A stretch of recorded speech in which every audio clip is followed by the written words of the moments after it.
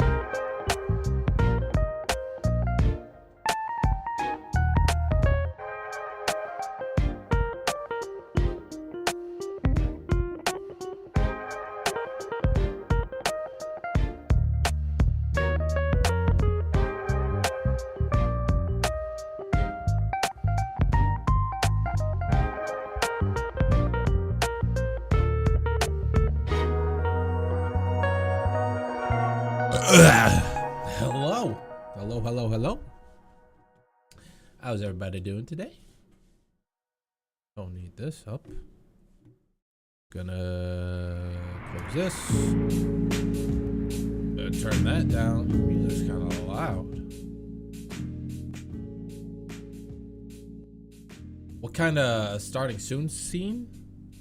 To be honest, it's just like some free asset that I found on, I think, Streamlabs or Stream Elements. I don't know. It's just a free asset, bro. Ashton, hello. I'm sorry, homie. I don't know how to pronounce your name, and I don't want to butcher it. Hello.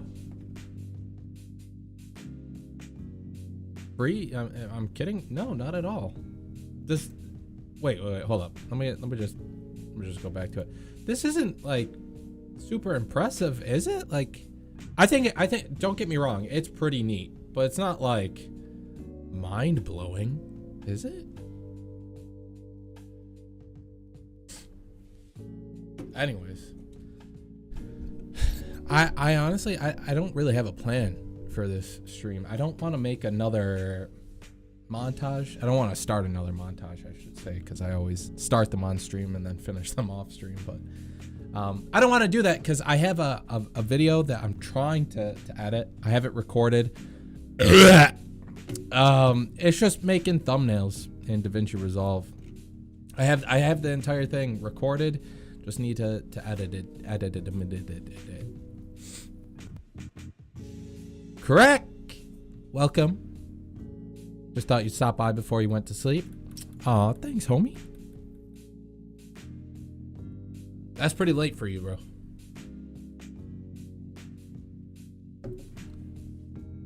Anyways.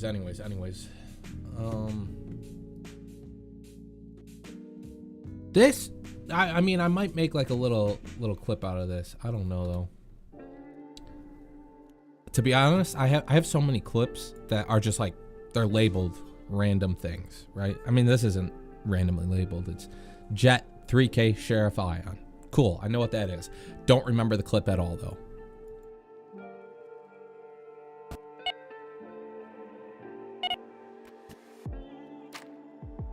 Teach me Davinci, senpai.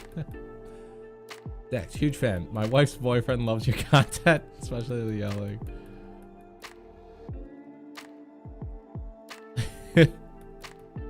Oh my god, bro.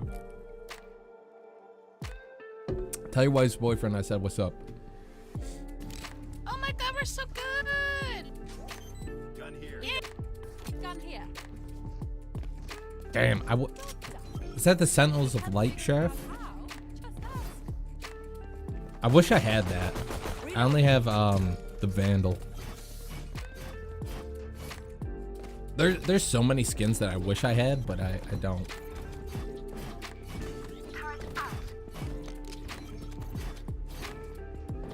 Mostly because I don't really play Valorant like that.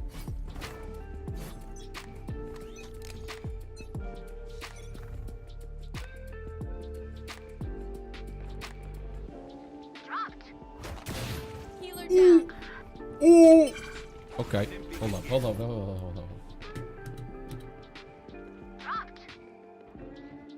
Let's just put a little marker here. Actually, you know what? We're just gonna not put a marker. We're just gonna delete all of this.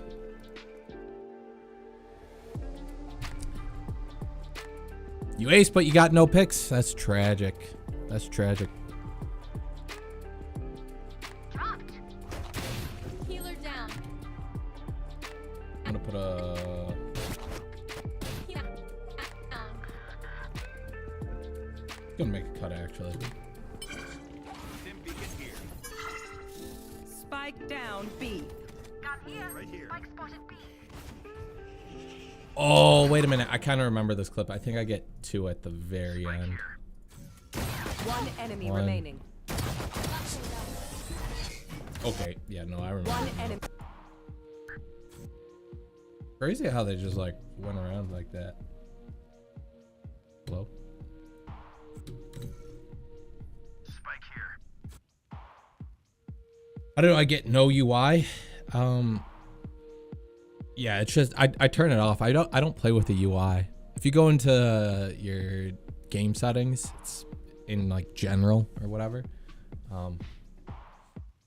Honestly, like I feel like people are like, whoa, you play without UI, but it's honestly like super helpful for me because all the time, like if I'm looking at the map or the kill feed, I'm just looking at everywhere except for right here, and that's what's important, right?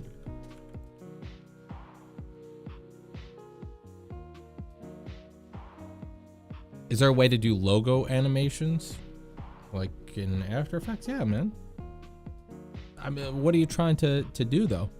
Because there's just so much to do, right? Like it's like asking, can you edit in DaVinci Resolve like you can in After Effects? It's like, yeah, but like, what are we trying to do? Just too general of a question.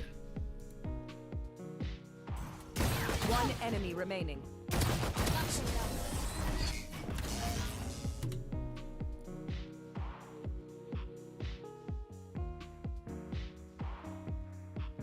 I suggest you use Agitech while I get muted. I don't know, man. Find out.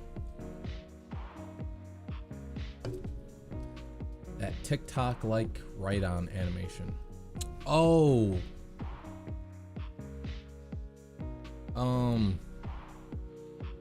I know what you're talking about. It's not quite this. There's hold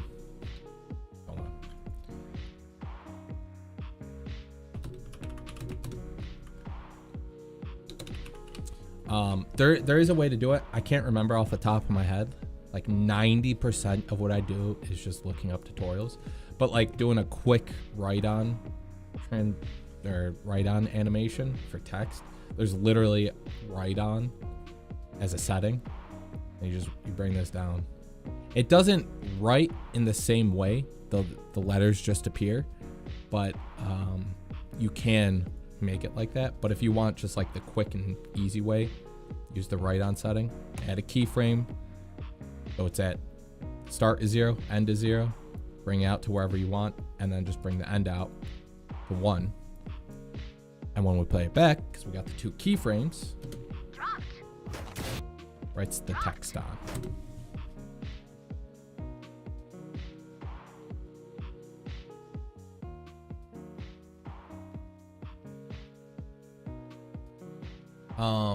An easy way to have sub animation with sounds of clicking, bell notification, button, power bin, compound clips aren't supported. Fusion clips be an alternative. To be honest, I don't think that you can put fusion clips into power bins. I'm like 90% sure you can't. Let me just convert this into. Yeah, you can't. What you would do though is I actually here I have an example. I created an ident not too long ago. So what I would do, or what I do, is you grab a fusion composition, right? God. Hold on. Why does it do that? I want this in video track 2. Okay, thank you. Anyways, fusion composition. Going to fusion, obviously. I have imported it into Davinci Resolve. So, wait, did I? Well, I have one thing. Tools. Yeah, floating head. In my lens dust video, there's a section where I use the floating head stuff, right? So this is the sub animation. We'll just pretend that's what it is. I have that saved as a template, and then I can just plug it in to the media out. There's a loader node, which is this right here, that grabs the image instead.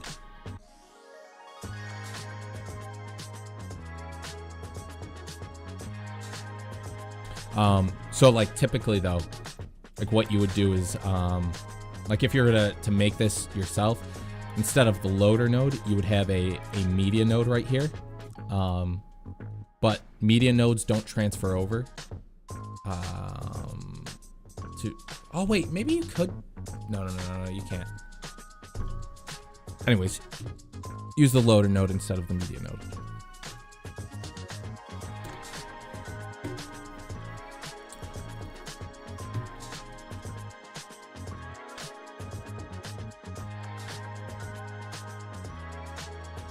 Have I played Apex this season? No. Dude, I haven't touched Apex in so long. I think last stream I talked about it, but the last time I played Apex was like maybe like 1 or 2 months ago. And I was vibing. Like it had been a little while since I last played. And I was like, man, I can't believe I ever put this game down. And then someone ran up on me. I'm in a building. I'm posted up, right? I was playing as Caustic. I like trapped all the doors. So like if someone were to break in, they'd have to kick the door down. I'm fighting someone. And then some random person just like walked into my building and then barrel stuffed me. I was like, how did you get behind me without me even hearing that? I'm on the 2nd floor. So you had to not only break the door, but you had to run up the stairs and then shoot me. And I didn't hear the shooting. I just died. So that was the last time I played Apex.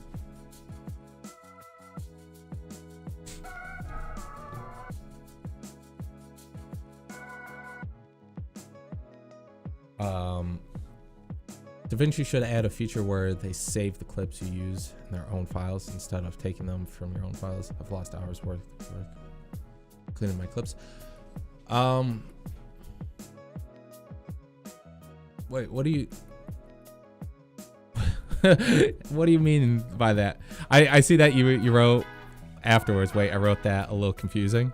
I'm a little confused. Are you talking about like Davinci Resolve saving media for you instead of the media being saved somewhere else? Is that it?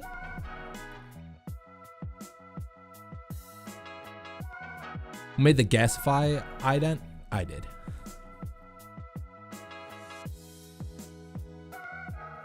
Gotcha. Simple enough. I avoid Fusion when I can, but all my issues link to me not being an idiot. Good. Yeah. Like Fusion is confusing and it's kind of intimidating, but it's just way better than trying to do stuff in the edit page.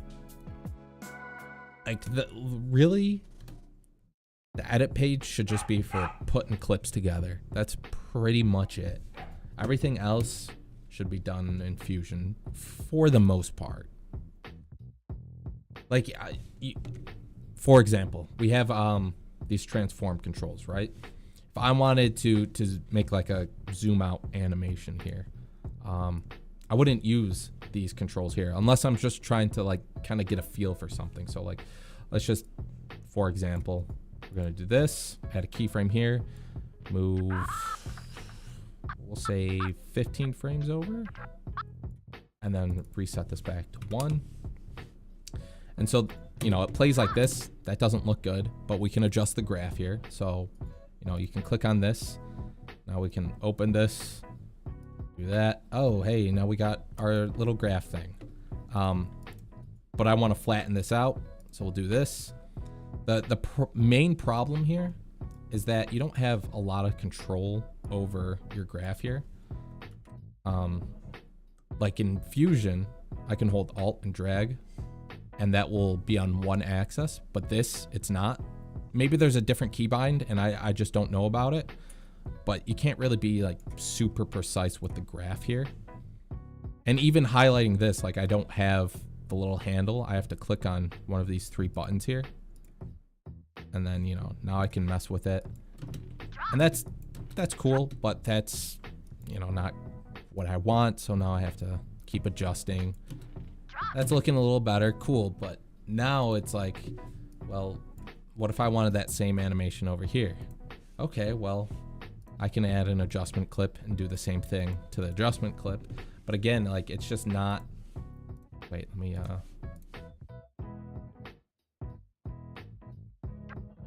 it's just not super good compared to Fusion, right? Got our graph still. In Fusion, if we go in here with the adjustment clip, you can add a transform node. Same thing, right? But these controls are a little bit easier. Plus, we also have motion blur. So, you know, you can zoom in here, add a keyframe, move 15 frames over.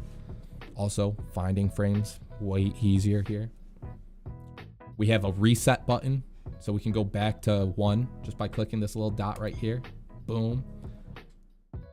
Now we can open up spline, which is our graph. We click this.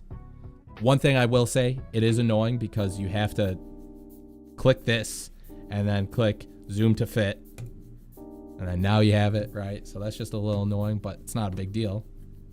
Anyways, I can highlight all of these, Control A, and then I can hit F, that'll flatten it out. Or, you know, if I had more keyframes, I could hit S and that will smooth things out. Let me just add a couple more keyframes as an example. So we got this, this,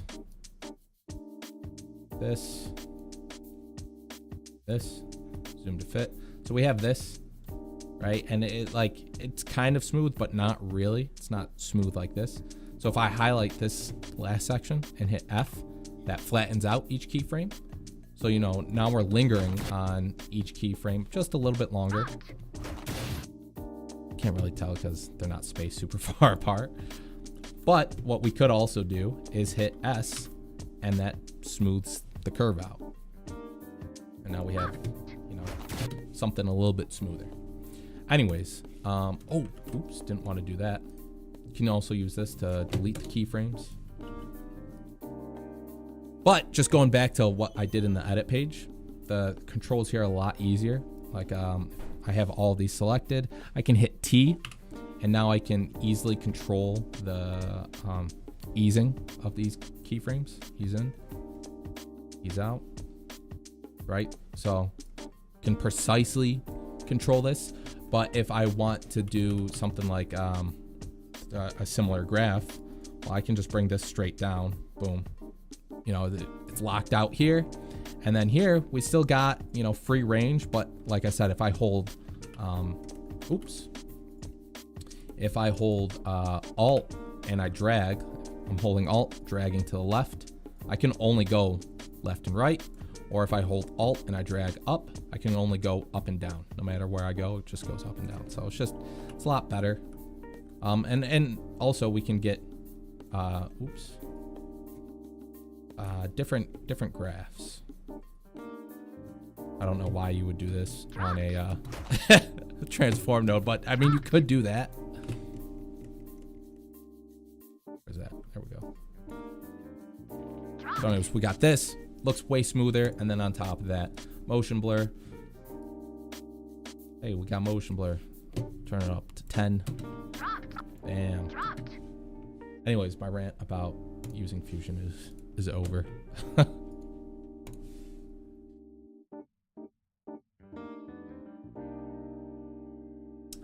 Let me just catch up on chat. Yeah, I mean, like, Davinci takes your clips from the original files. I mean, it does.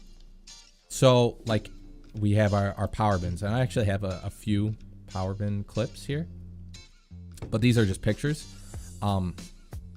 If I wanted to, I could drop this in here. There it is. So now it's inside of Davinci Resolve. The thing is, though, wherever I move this media on my desktop, I'm going to have to relink it to Davinci Resolve. It's not a big deal if you know where the media is. I also don't want that in my power bins, so I'm gonna delete that. So like that's one way that you could kind of get around. The other way is to use a loader node. Pictures. I think that only works for image sequences though. You can't upload like MP4s, but you know, you could use a loader node. Again though, that this still isn't in Davinci Resolve. It's you know, where it's stored on your computer, but you know, it's kind of stored within Davinci Resolve.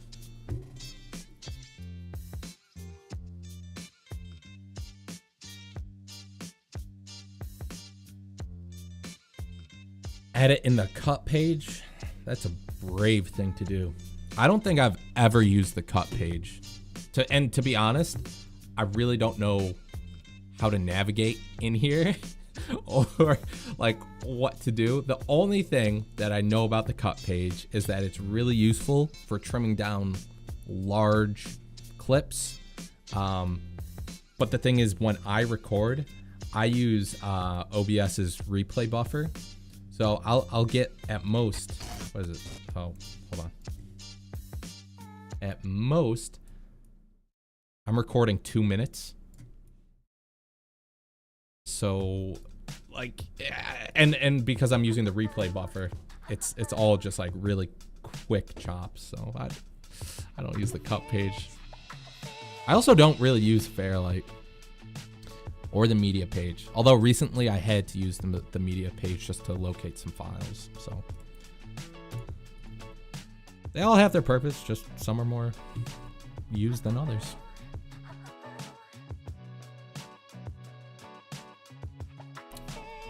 The auto relink, I think that it might be called that. I think it does a search when you try to relink a clip, and then it can't find it. You can do a search for it. How do you make 3D particles with the P emitter? Well, in my Lens Dust video, I kind of go over that, but I'll just give you a quick rundown. Here's a lot of those particle controls, at least the most useful ones. We have P emitter here. I think this is this is the merge, and then we have the renderer. So at the very least, we need these two. Let's bring this in. So we can't view the P emitter. We can only view the renderer. And that's because, you know, it's like a 3D thing. So rendering it, right? Here we are, 3D space. Chances are when you're gonna do like Valorant stuff or whatever, you know, in the renderer, you can change the output mode 2D. Yeah, our scene changes from 3D to 2D. But I'm just gonna use 2D for right now. But the excuse me. Region. This is like kind of how you're gonna start. You're gonna go over to region, and region just changes how this how the particles spawn in. So we have a sphere right now. That's for 3D space. So we could do a rectangle, right? Wait, I'm pretty sure. Yeah. See, spawns in 2D instead of 3D.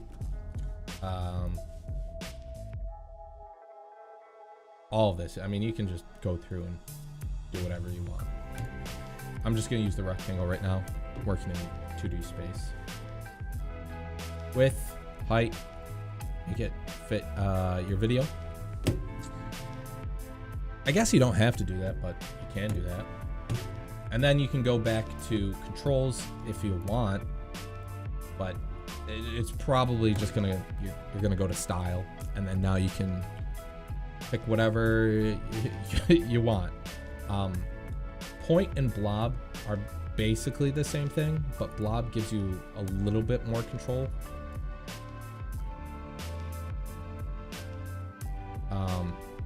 But like what I like to do, like if you have a specific type of particle that you want to generate, like a specific shape, N-gon, you can pick any one of these. I'm not gonna really be able to see. Hold on. Let me 10. Oh, Jesus. There you go. We got specific shapes like this.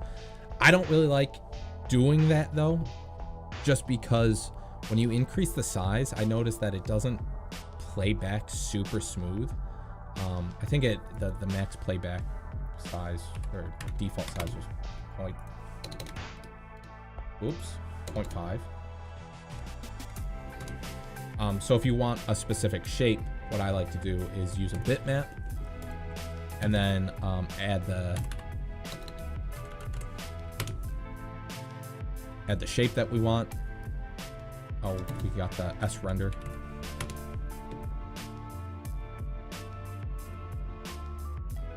Jeez.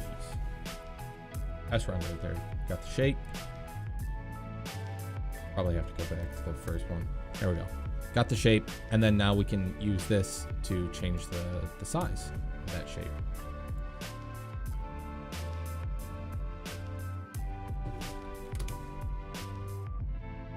There we go.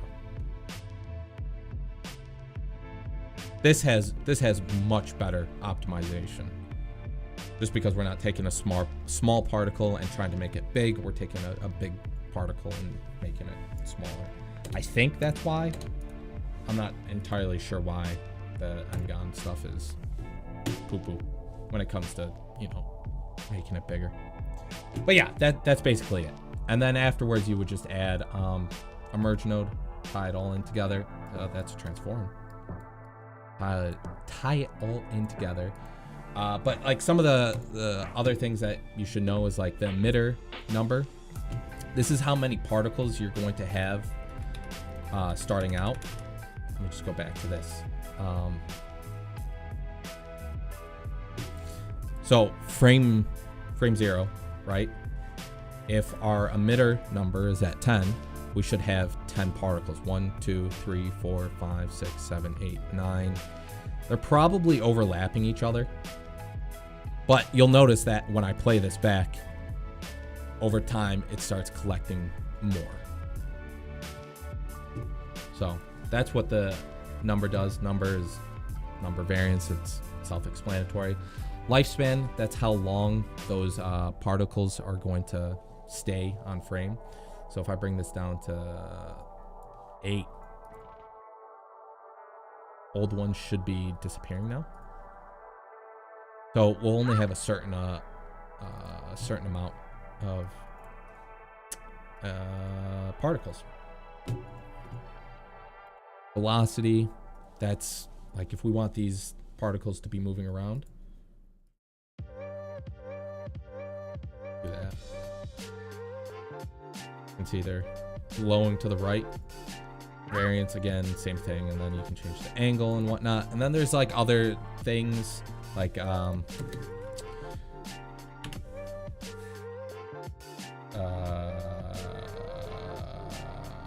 trying to think. Turbulence adds a little bit of variety to everything. And then there's directional force, which is sort of like the velocity stuff, but a little bit more control over what's happening. Anyways, this is going to kill my computer. Sorry, I just went on a whole rant. It's because I spent some time learning about it, and it's really cool, and I want to learn more about the particles and fusion.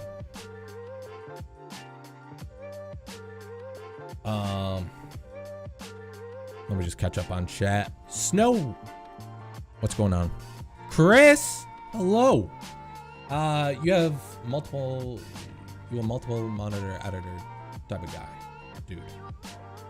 Got my second monitor a few months back. Brought the studio same day. Realized get.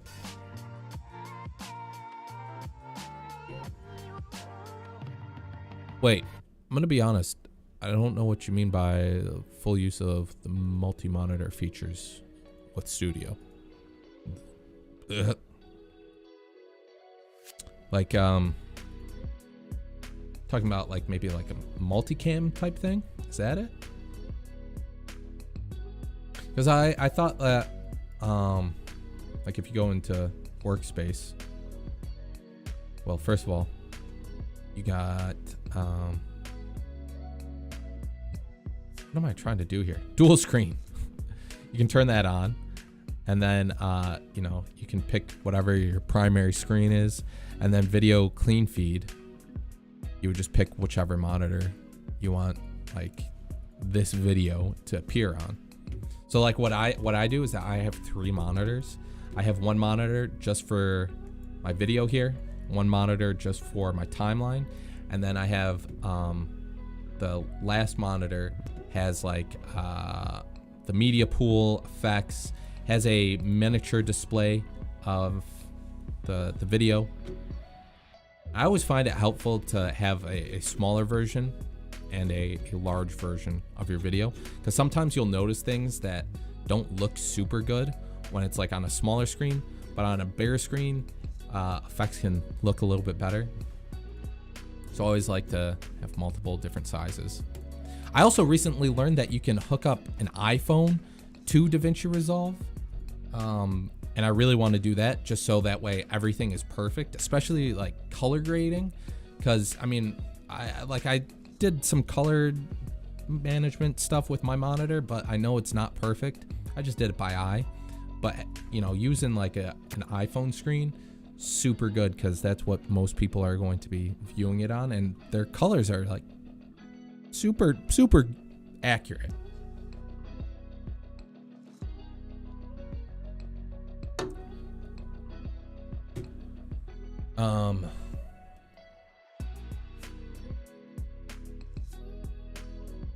Do you mind if I DM you on Discord to show you an animation? It could be, full advise you. I don't respond to DMs on Discord. I'm sorry, homie. If you post it in the chat though, I can look at it.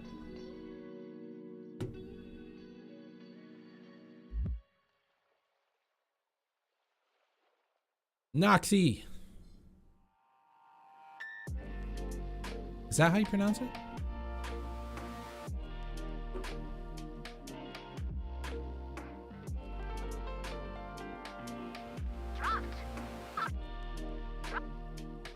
Oh, you know what I want to do? Do I want to do it?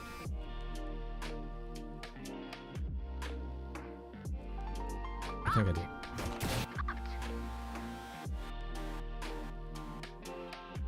Let me do like a little velocity edit type thing. Trim this down a little bit.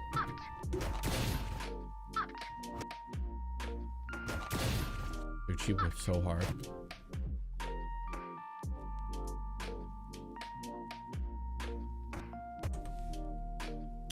Oh, yeah. Actually, yes.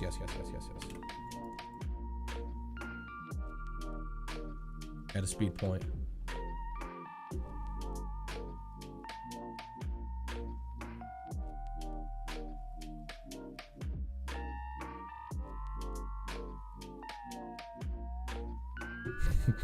Diffusion for a quickie. What are you trying to do in Fusion? Don't want the speed. Here. One frame over. Add it here.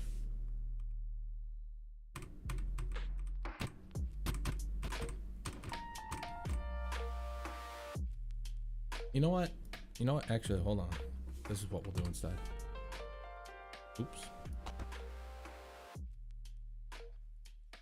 Every single time I do this, and like, one of the helpers is in chat, they're like, you're using retime controls. And the main reason why I do it is because we got motion estimation. It's just so much better. But I'll try. I'll try the fusion thing.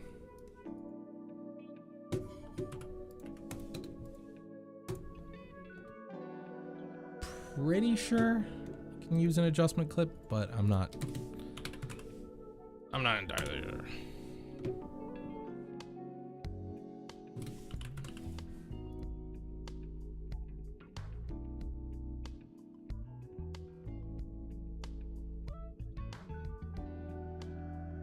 Wait, which one do they use?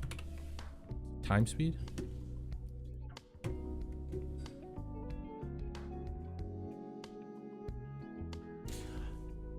Just the sub animation thing. Trying to save for future use.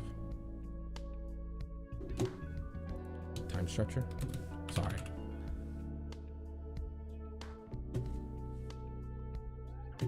Clamp edges.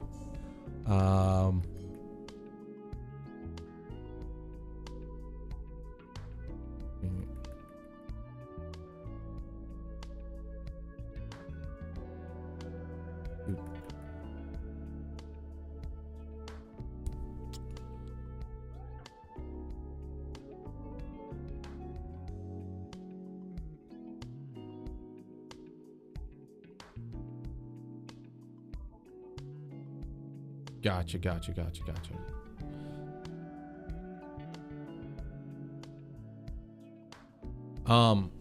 Hold on. You don't know if you can use an adjustment clip though? I guess we're gonna find out. Should I set my timeline FPS 60? Others say that I should set it to 30 for smooth slow-mo.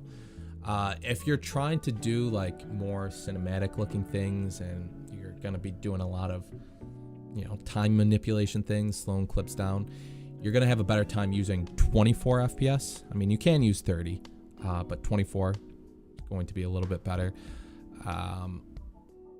Specifically because it's harder to get smoother playback at 60 FPS. You gotta have a lot of frame interpolation with that. Can I show my deliver settings? It's literally just the default ones. Okay. Let's do this.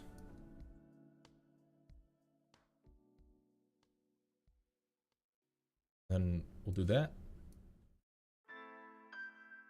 Yeah. Okay, so there's only so many. Healer down. Okay, it won't work with the time structure or the adjustment. We'll make a fusion clip.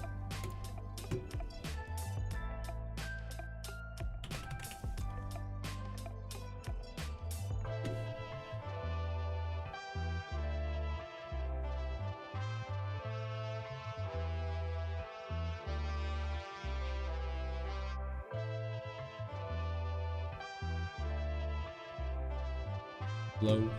Ramp edges. Healer. What?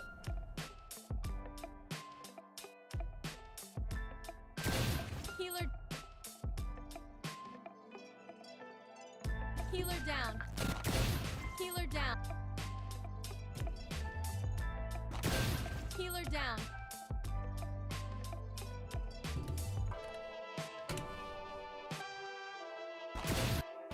Healer down.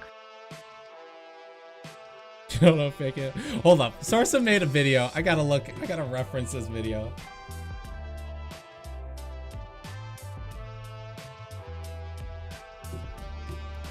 I'm pretty sure he used an adjustment clip. They're always referring this video.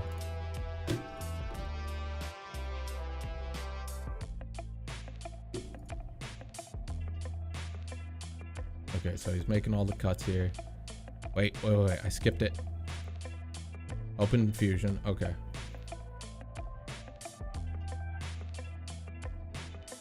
Maybe that's what I remembered was him just using. Change source time to first frame. Move source time.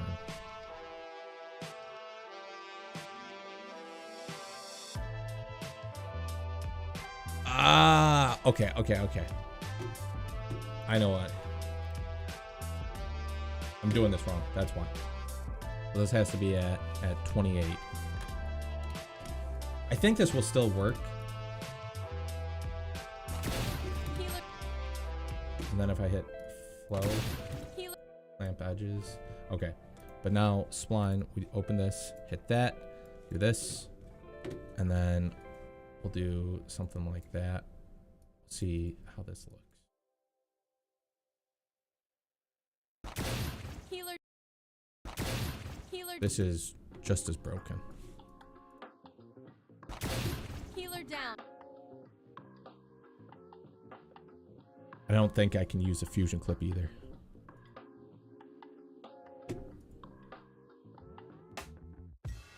Oh, wait.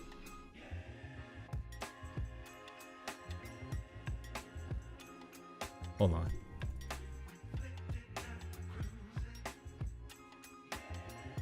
Optical flow in front when using flow? Okay, hold on. Optical flow. Hey.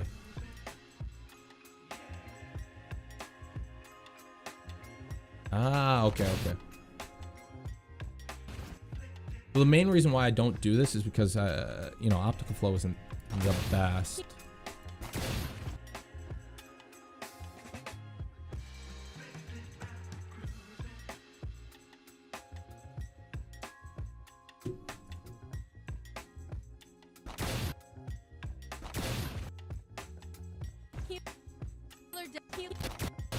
Healer down. Healer down. Yeah, there's a lot of artifacting with Healer this. down. Healer down. Healer down. Healer down. I guess we'll make this 48.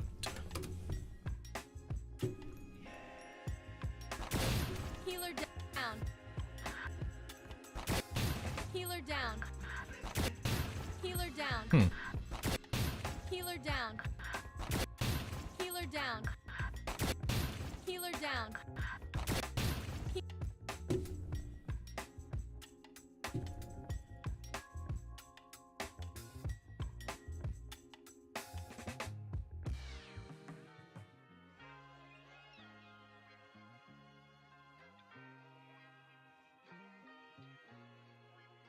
Well, okay, so here's why this isn't the workflow that I normally use. I'm familiar with flow frames. I can upscale the frame rate of my videos. I record in 120 FPS. And so like this really shouldn't have any artifacting. Like if I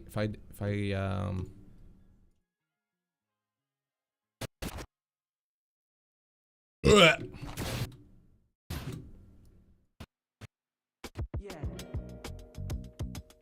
Why is this cut? At speed point. At speed point. I can drag this out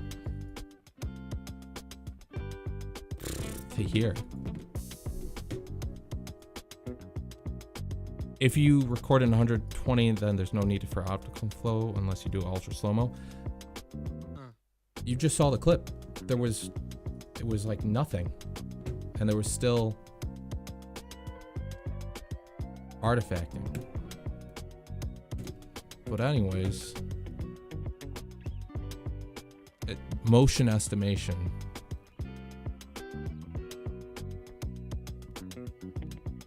Oh wait, playback. No. Let's just wait for this to cash out for a second.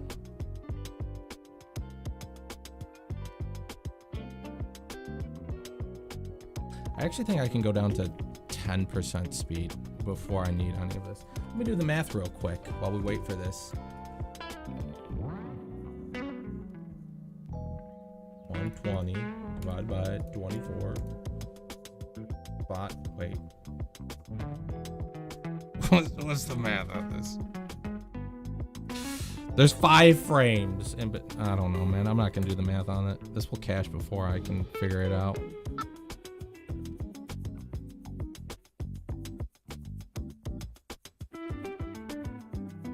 I think it would be 24 divided by 120.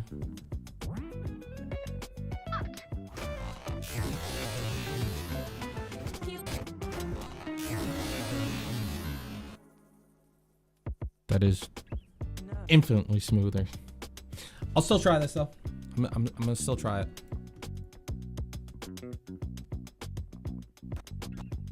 We'll see if we can't get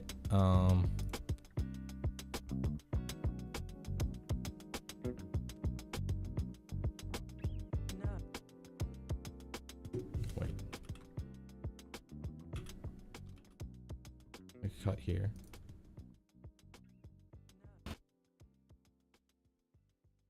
Frame that I want it on.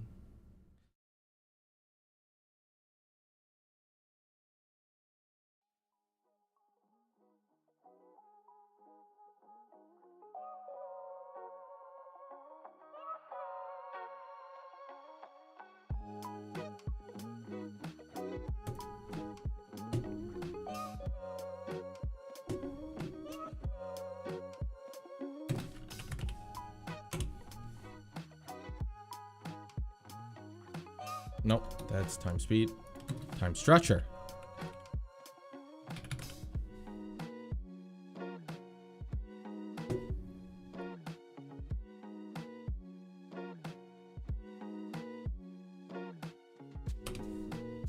Wait, let's go to the end. We'll make this 14.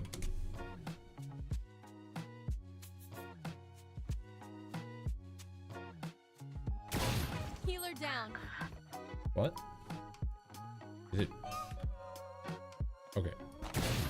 Healer down. Healer down. Healer down. Is this laggy playback? Healer down. No, it's just not. Okay.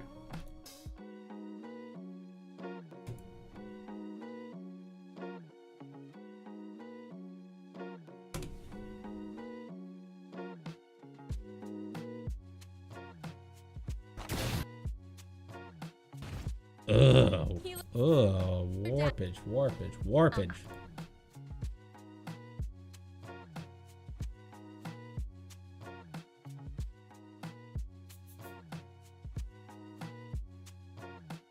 Hold on. There we go. You put the example in Ask Davinci chat. Okay, hold on.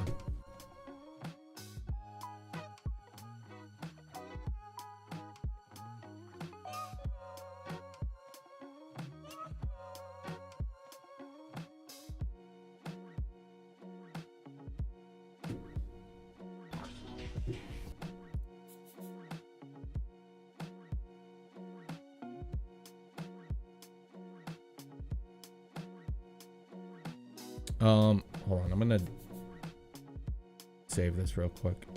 And then we can watch it frame by frame.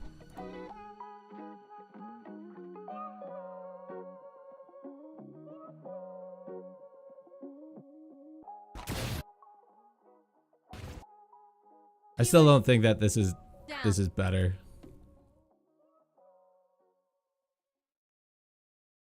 Yeah, I've made it super slow, but this still just isn't better. I understand that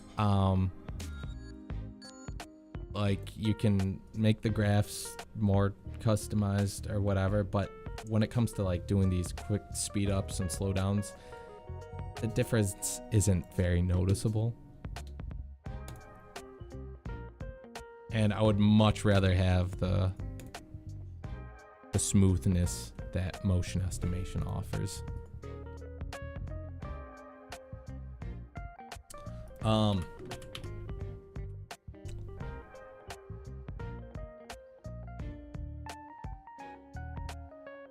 You've seen clips where people rotoscope the weapon and have a black background with stars zooming out. How do they do that? It's a rotoscoped weapon with an overlay. It's most of the time it's like excuse me. There's like a really popular one with the stars moving and whatnot. It's just a popular overlay. That's all. You can make that in Fusion if you wanted to, like with particles. But it's really not worth it if you're just gonna be doing that. Anyways, this is the video that homie sent. And he wants to learn how to do this logo.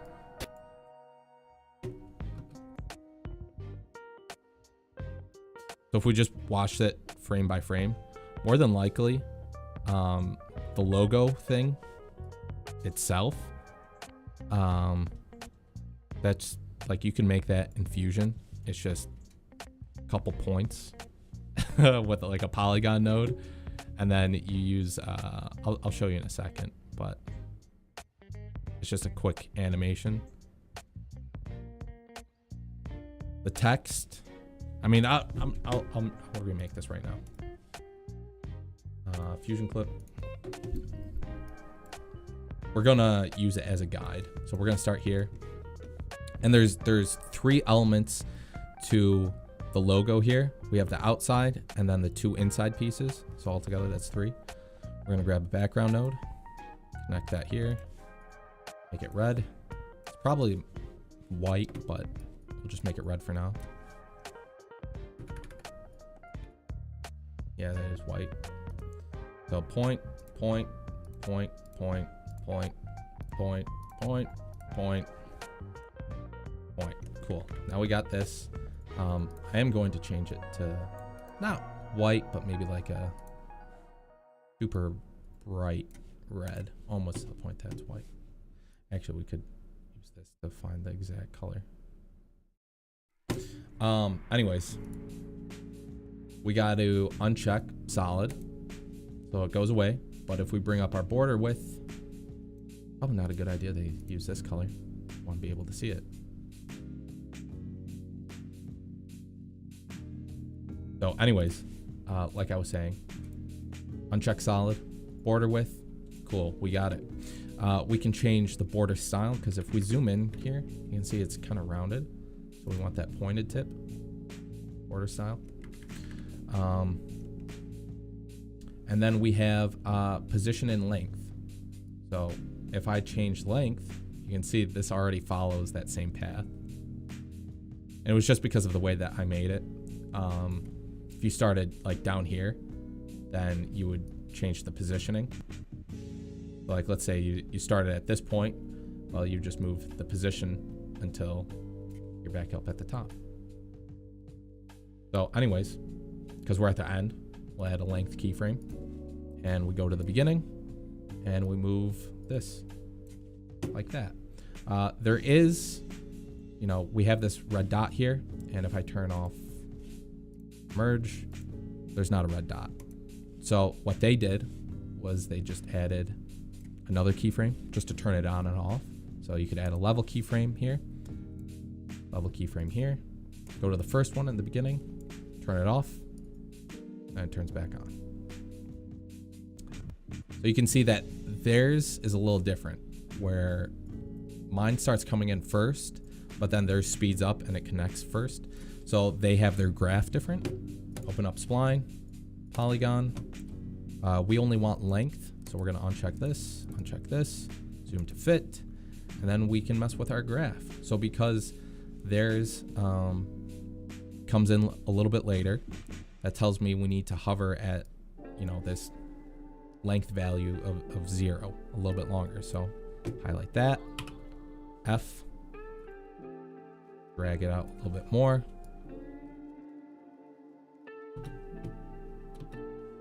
Dragged it out a little too far, we'll bring it back in.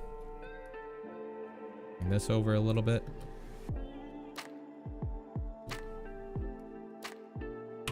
Maybe F here, flatten out the ending here. Similar. You just mess with the graph, right?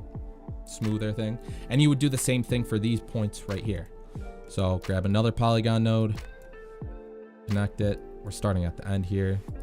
Boom, boom, boom, boom. Once again, uncheck solid. Bring up the border width a little bit. Hey, we got that. So same thing, length. You can see mine is different. We'll just start here. Or not there. We're gonna start here.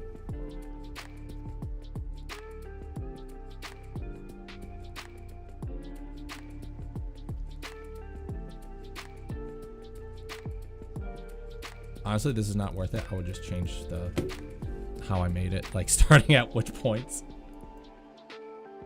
But anyways, same thing, length, boom, boom, all right. Open up spline. Let's check show only selected tool. We have polygon 2 selected. And then same thing, flatten out this curve, flatten out that curve. We gotta stretch that.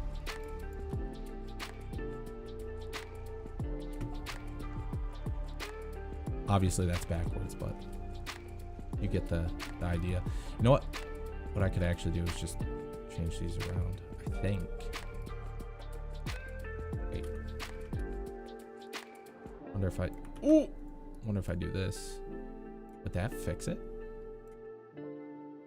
Oh, it does. Just changing those 2 points around at the bottom. You just got to be careful of that because there's a keyframe at the bottom here.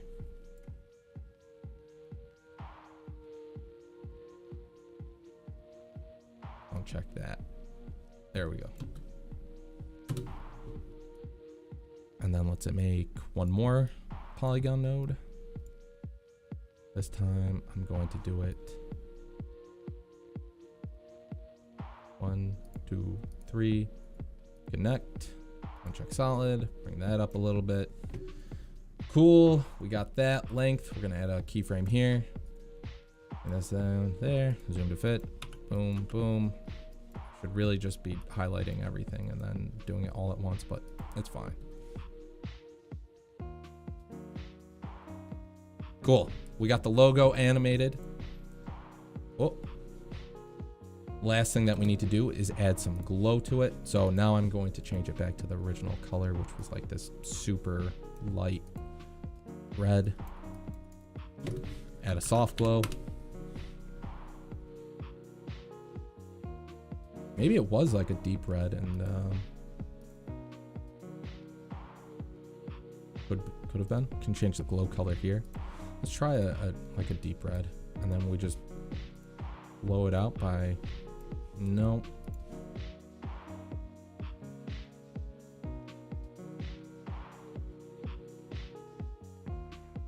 I mean, that's pretty close.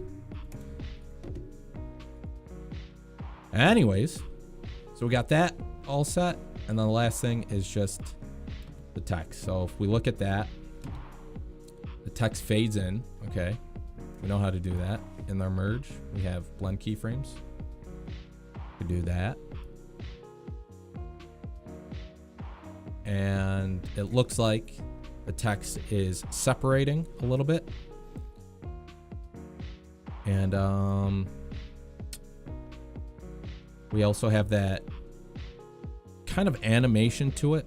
It's like this stop motion wave look. So let's start with the stuff that we know. The text fading in, super simple. Oh yeah. We're gonna add a text node, merge node. Remember, we want this merge to be sitting on top of, or sitting after our text or our logo. If I view this, actually, you know what? Let me set this up a little differently.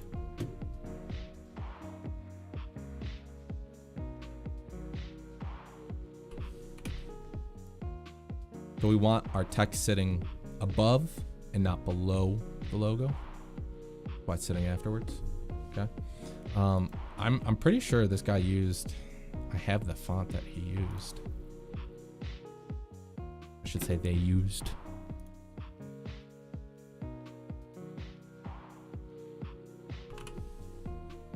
That's close, but it's not it. That's the one I thought it was. Maybe it's, wait, is it the,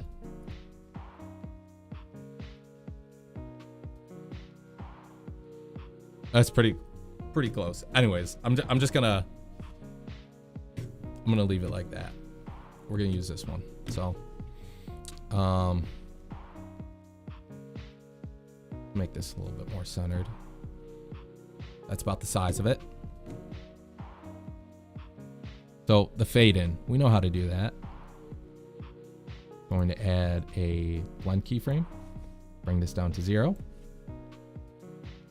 Move over a little bit. When does this come in all the way? Right here.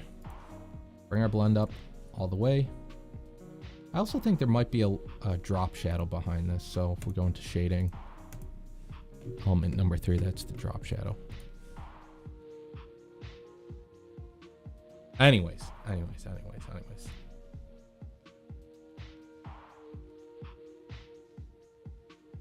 Open up spline, merge 2, blend keyframes, highlight everything, F, just to ease it in.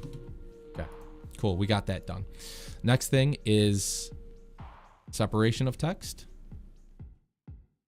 So for that, you can use tracking, separates. So we'll go at the very end, we'll make it this, and at the beginning, we're gonna reset it to 0. Cool. Got this done. Last thing is animation of the like wavy. Hold on, let me turn this off. That stop motion look.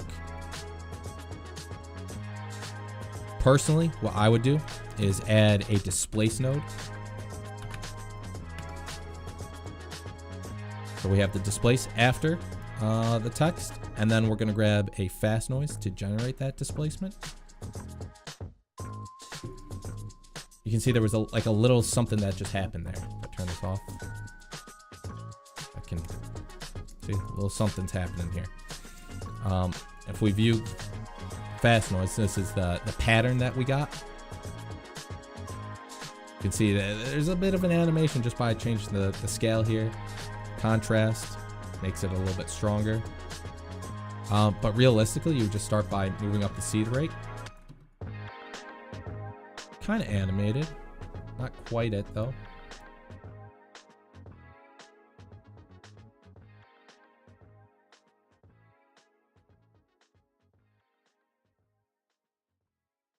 Do something like this, perhaps.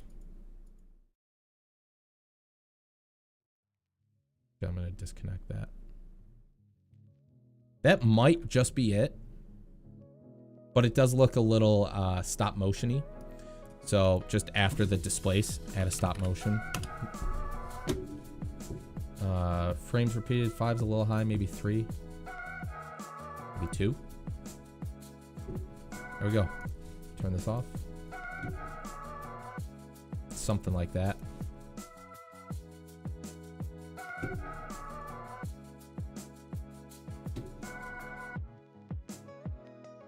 So that's how you make a quick little logo thing.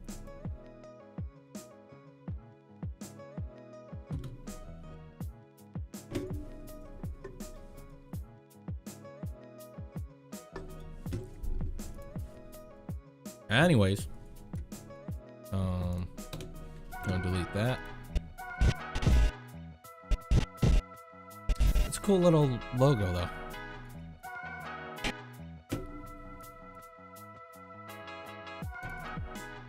No problem. And by the way, if there's any other effects that you guys want to see, just let me know.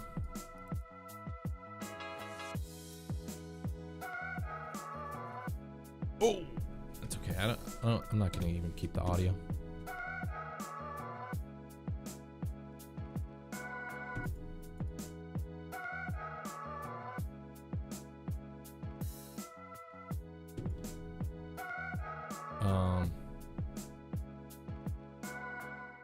Wait. Okay. We're gonna try this. Can you do like sun flares in Davinci without plugins? They actually have preset ones. If you go to effects, templates, fusion, lens flares. There you go. I mean, they're kind of doo-doo. I'm not gonna lie. They're not great. Like that's very clearly animated, right? Like that's not a natural lens flare. But you can, for the most part, adjust them like a lot. The biggest problem right now is like the edges on these shapes. Also, some of them have more controls than others. They're pretty customizable. Let me just try and get this somewhere that looks good. Element is this? Okay, so we're adjusting this one. Ugh. This is tough.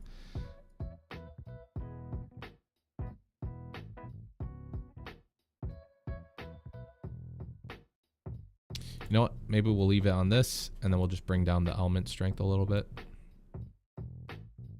And then we'll do the same thing here. I actually don't like the starriness on this.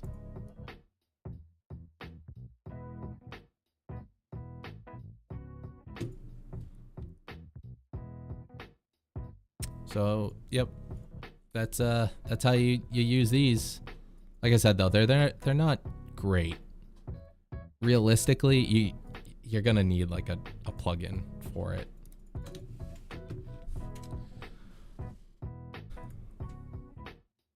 I want to ask what your settings for better playback.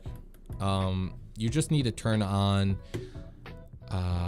your render cache. So at the very top, we have playback, render cache. Make sure that's turned to smart. You can see I have this loading bar right here turned red to blue. Once this loads blue, you got smooth playback. Some people will like the timeline proxy resolution, turn it to like half. But you know, the playback still just isn't that smooth. You really need to cache it out. So just smart.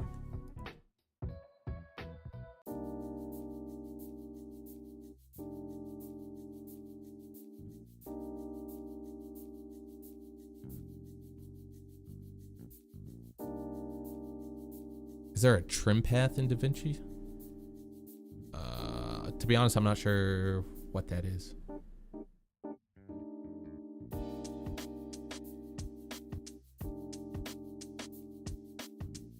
Time structure. No, yes, time structure. We're gonna try this again. On frame, this. Have this marked out. This.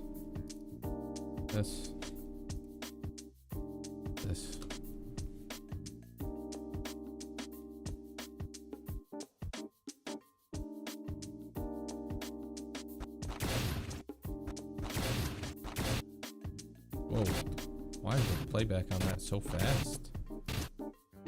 Oh, it's because I used the wrong thingy.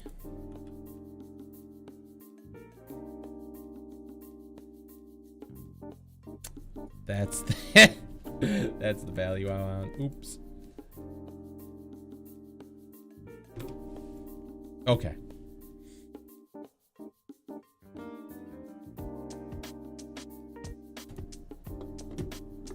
You don't have that blue bar in Davinci? Well, okay, so it also depends on how you apply the effect. Because sometimes when you use an adjustment clip, you have to right click it, render cache color output. That's another step that you have to do for just adjustment clips, and it's primarily for applying effects inside the edit page. So if you were to, you know, like if I were to apply this, notice how this bar didn't turn red or anything? Well, that's because I have to turn color cache output on, and then now turn red over there. But now I have the effect. Can we even make thumbnails in Davinci? Yeah. Hold on.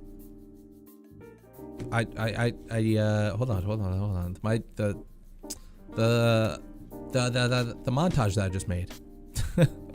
That had a thumbnail made in Davinci. Actually, I think I have the project here still. That's the tutorial, but I think I might have done everything in here. I moved all the stuff. I don't want to try and find it again. Damn. Hold on. Maybe it won't be that hard. It's just these two things. Select the clips. Give me a second. I got this. I got this.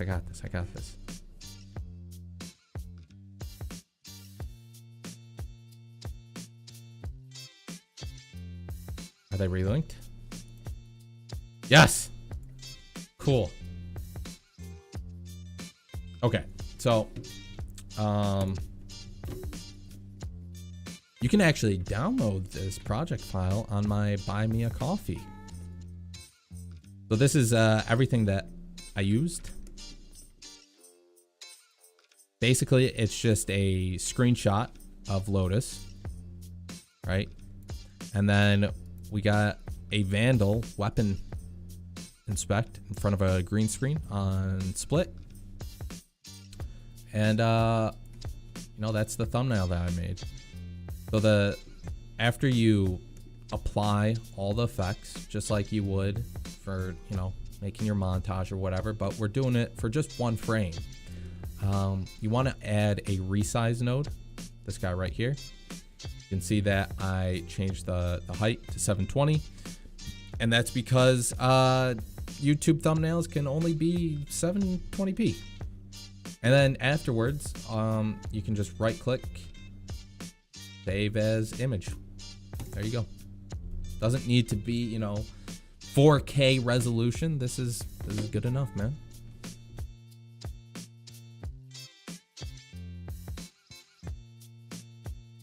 The other thing that I like about making thumbnails in DaVinci Resolve is that if you want, you have this cool little animated thing.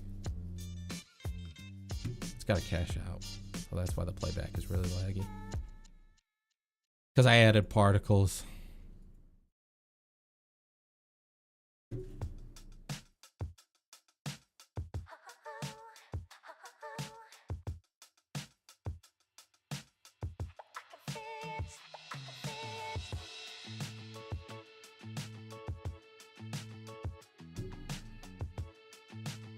If I turn this off, the playback will be a little faster. Yeah, there we go. See? We got a cool little animated thumbnail thing.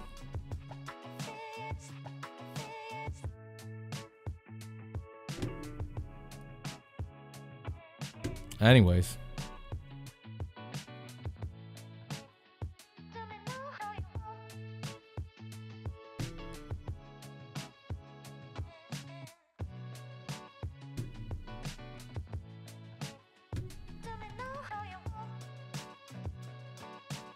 Hello? Okay. Delete that. Delete that. How to get green screen in Valorant? If you go to Split or Ascent, you fly up, you'll find it. You got to go into a custom game. I should mention that.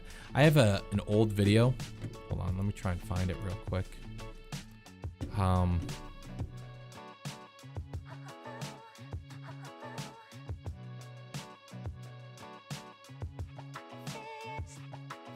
Zero. What's going on, homie?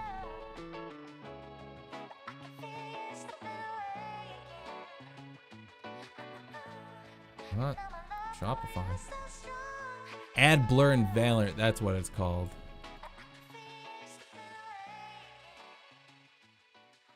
I'm doing great, man. What about you? Anyways, this right here. A custom game. Gotta make sure your cheats are turned on. Turn off your UI. Find that in your settings. This is for Ascent. But you just go into ghost mode. And then when you fly up, hey, there's a big old green screen. This one isn't the best, just because it's more teal. There's one on Split that's a little bit better.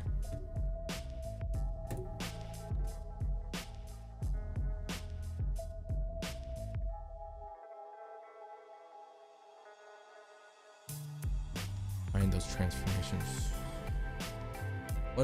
Which transitions? Also, you can go to playback at the top, render cache, smart.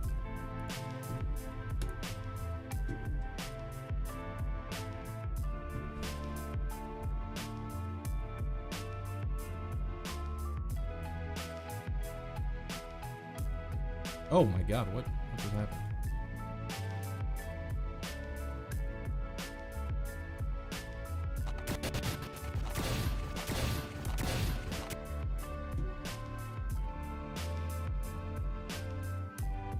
Even though you use a free editor, Davinci Resolve's free. What do you mean, bro? Well, I should say there's a free version. Okay. Flow, clamp edges, optical flow.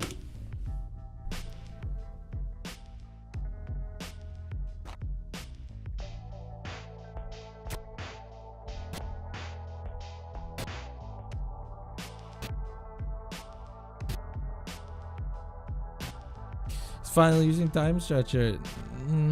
Not really. Just messing around for this.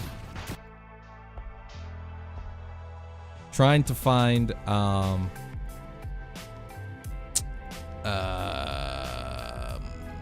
right settings so there's not as much artifacting. Like there's still a little bit right here, but it's not bad. The thing with time stretcher is that it's not good for like actual time remapping stuff. Like I should say slow motion stuff. Like you're pulling, making the clip longer because the clip is still the same length. But this clip is not.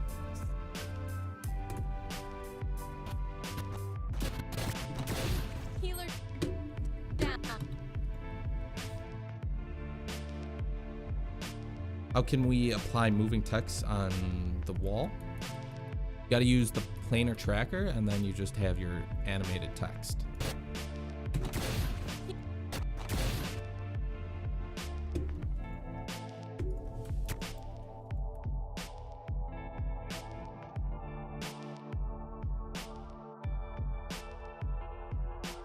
Classic key was better calculation but slower advanced. Okay, let's see.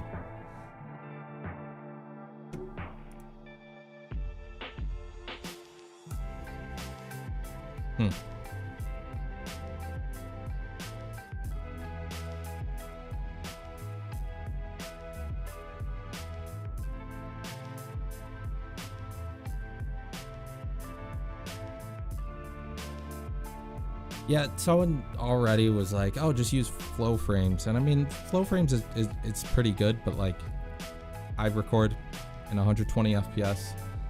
I can go down to, if I'm making a 24 FPS video, I can go down to I think like 10% before you start getting any frame duplication. But you know, I have Studio, so just setting it motion estimation to speed warp, it takes care of the problem.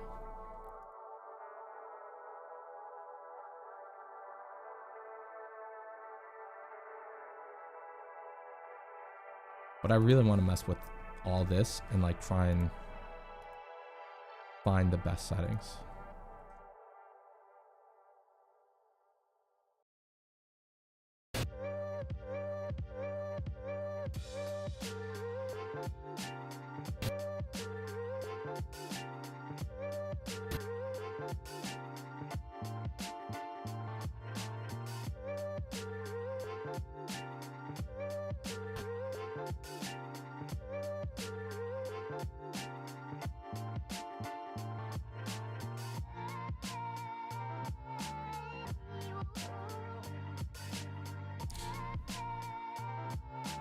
This is brutal.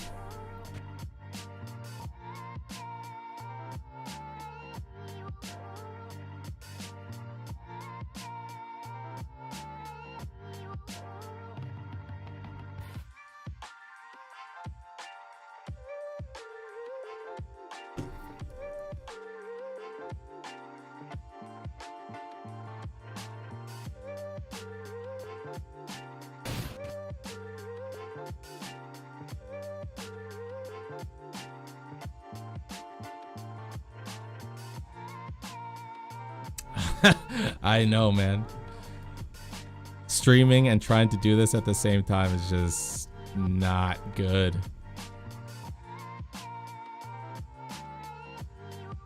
Okay.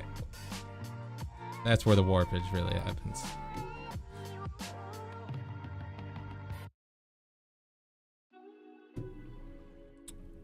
What's a good camera shake? Camera shake node?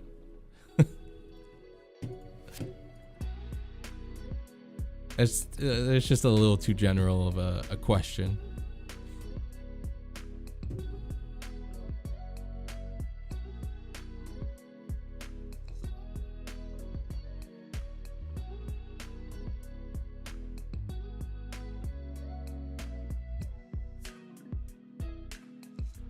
I'm literally just gonna mess with every setting until I see what it does.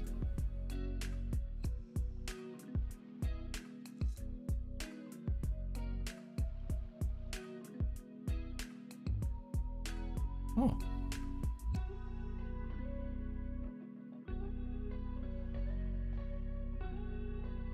Huh.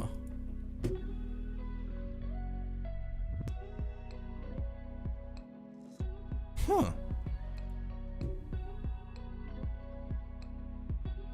What's my favorite camera shake? I mean, just camera shake, bro. Like, here. I'm gonna delete this.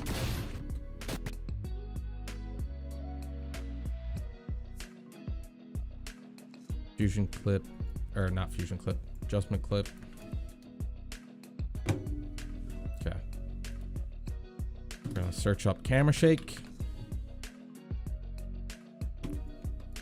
Oh, just the regular one. Add this in. Obviously, this is a little too big. You can zoom in if you want by adding a transform node afterwards. I'm not going to do that, though. Change it to mirror. Okay. Play this back. Okay, not good. Not great. This is pretty bad. Actually, we're going to stretch this out a little bit further.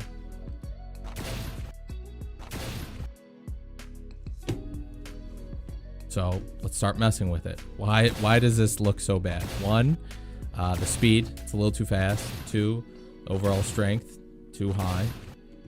Maybe the speed is fine, like, you know, we can bring it down a little bit, but strength, okay. Speed, a little bit higher, okay. That's a little bit better. But the motion isn't great either. Okay. Well, what sort of shake do you want? You want something that moves a little more side to side? X deviation. Oh, that's too much. Okay, well, let's bring down the overall strength. Okay, that's a little better. We can just keep tweaking all of these settings. More rotation. Oh, okay.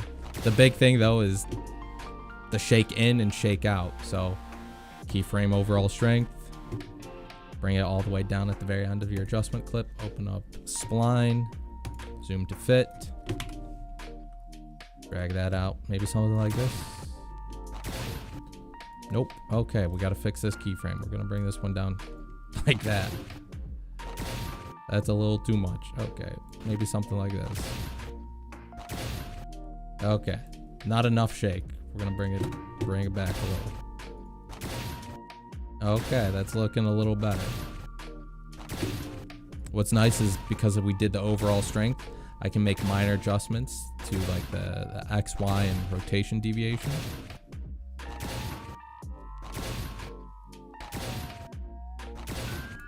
Cool. Healer down. We have shake.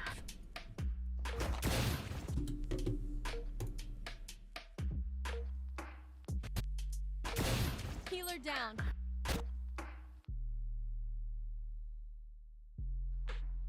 And then you can get crazy and go to your settings and turn on motion blur. Ugh.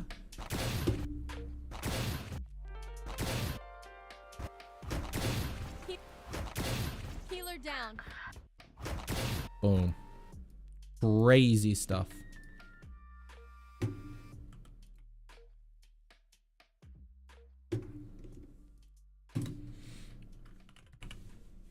Time stretcher. Let's try it like this.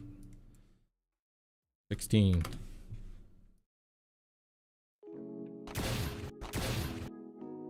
That flow.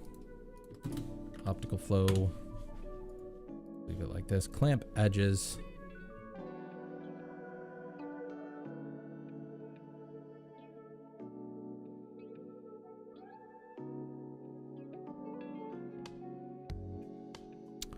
Well, I could have done that instead of using optical flow plus motion blur.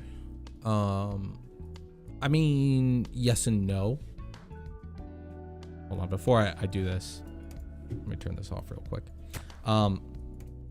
There's a little difference here because I know what you're talking about. If you add motion blur after this, in the way that you're talking about optical flow, vector motion blur, that gets applied to the entire image. So even though there's not shake down here, our image is still blurry. You can see like there's blur here, and that's because motion blur is being applied to the entire image and not just the camera shake. So if I turn this back on, you don't have motion blur, right? Because it's basically stopped shaking. Turn this off. You can see there's... Whoop! See how much clearer the image looks? So like it's just like a workflow thing, right? I do both. Cause like sometimes like maybe you'll have a layer, like the camera shake, right? You can turn on the motion blur, but then like our media, we apply motion blur here.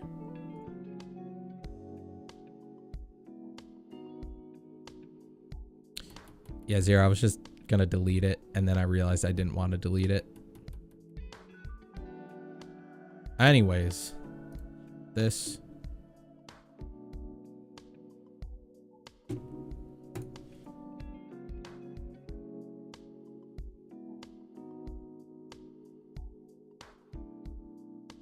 Wait. Do that. Do this.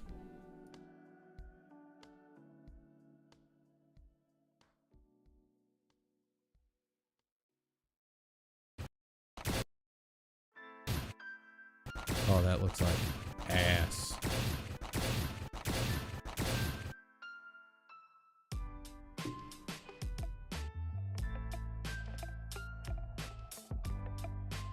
This looks even worse. Color cache output, color cache output. And then we'll add an impact effect after at the very top.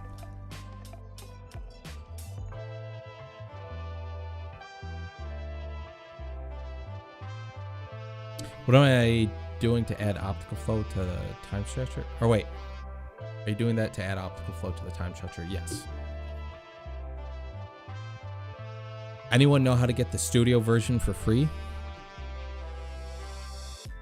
I mean, you can just buy it.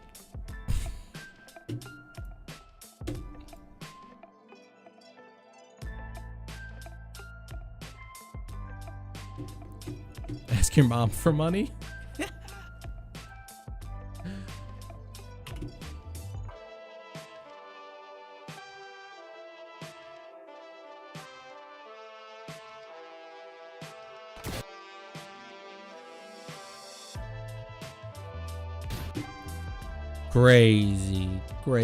Crazy effects going on here.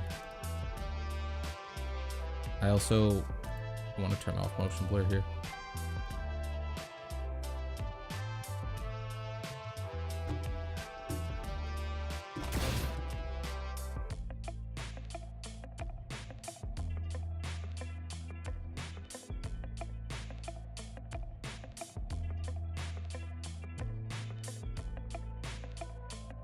Found a way to get studio version for free.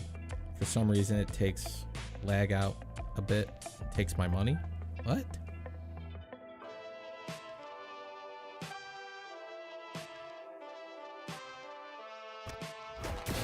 Healer. Oh, crazy. What is going on? Oh, I think it's the optical flow thing. Healer down. Healer down.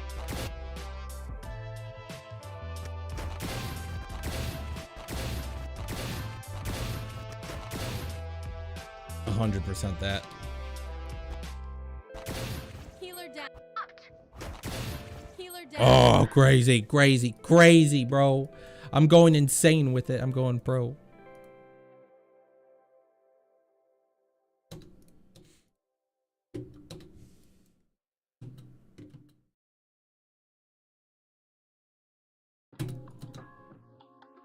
Bro, I missed that first shot so hard.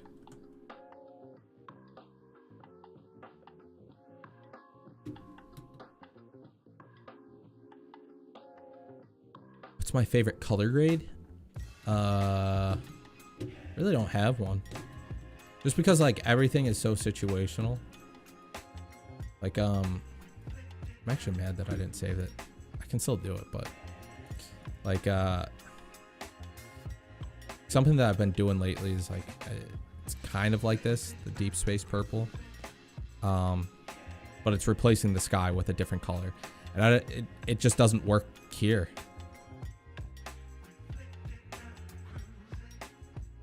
This, I mean, again, like it doesn't really work here because it's already like a very warm environment. Adding a warm color grade to it doesn't look good. The teal distort thing looks great when there's teal colors, but again, warm environment. Big red, that looks better here because there's more red tones here. So there's nothing that you can really just default to. Like I said, it's just all very situational stuff.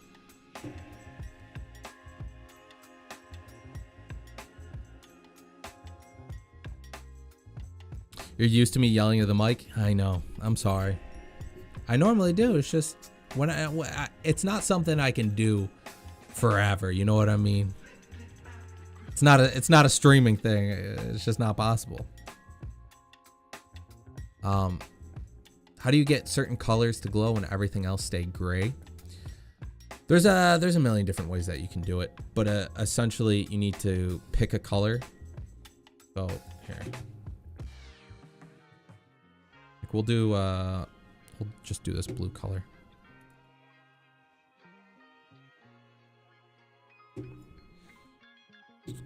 Gonna add a node serial. Add one more. Well, we can just do it for this. Grab the qualifier tool, pick the color you want. Bam. Doesn't really like look like we did anything. You can kind of see something happened with that thumbnail right here.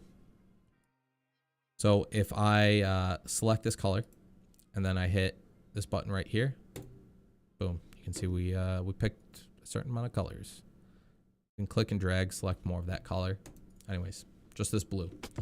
Now what I can do, oh wait, oh, this is not gonna work. I was just thinking of applying glow to the color. Anyways, that's how you apply glow to that one color.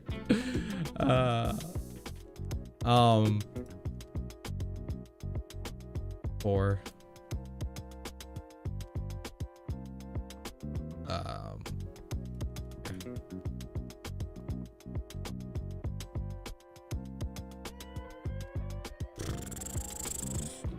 trying to see if I can't make this work.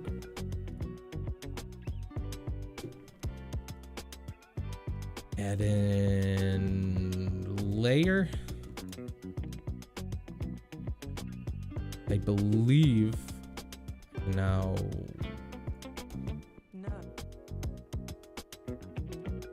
Or is it this one that needs to be?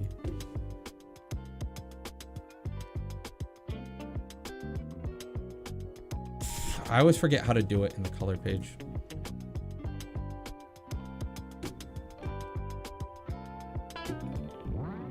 You know what?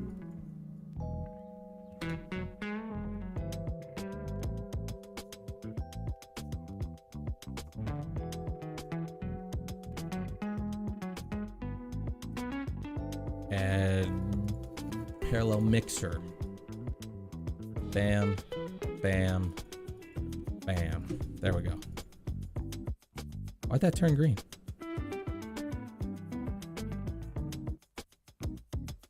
Oh, because it was the mixer. Is that it? Layer.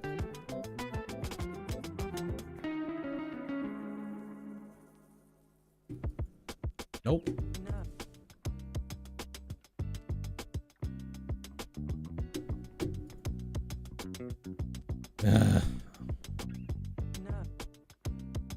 Okay. Reset all nodes and grades. This is typically the node tree that I'll use. In parallel. Oh wait a minute. What am I doing? What am I doing? What am I doing? Did it for this. What's that? It's a mixer.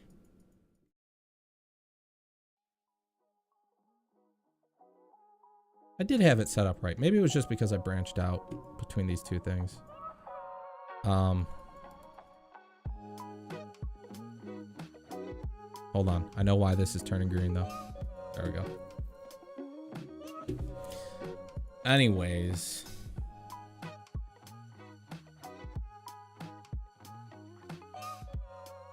Right? That is a...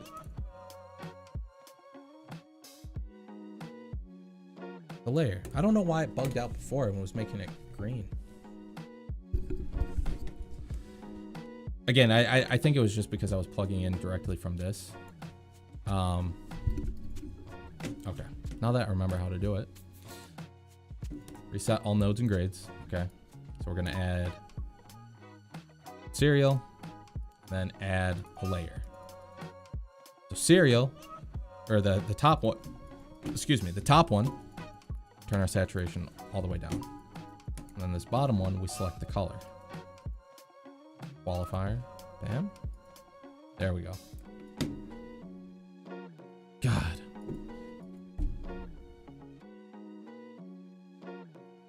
I like color grading. I don't like color grading that much though.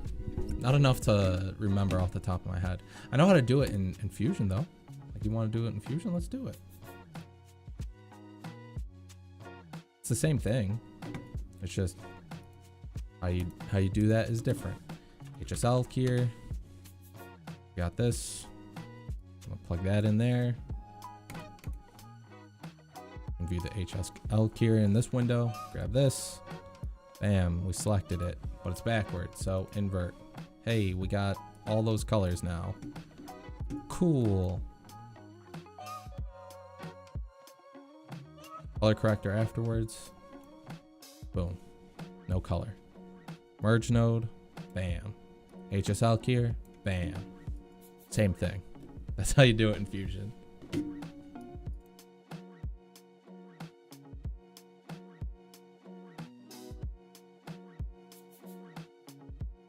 Do you have to be a high rank to edit good?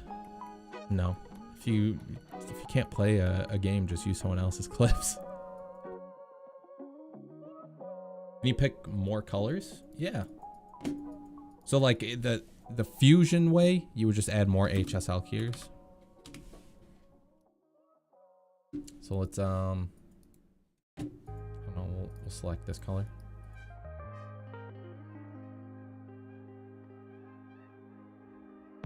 Actually, wait, I think you can still grab more with the HSL. Can I grab this green? Oh.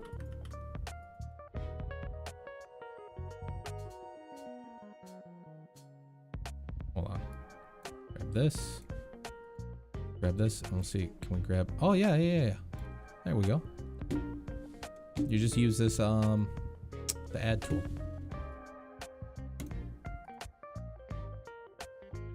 Oh, it's inverted.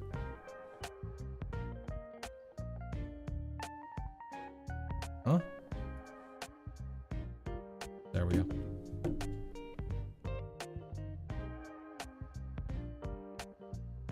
So the HSL has more than one. I don't normally do that though. I'll just use another HSL key. Because like typically when I'm selecting different colors,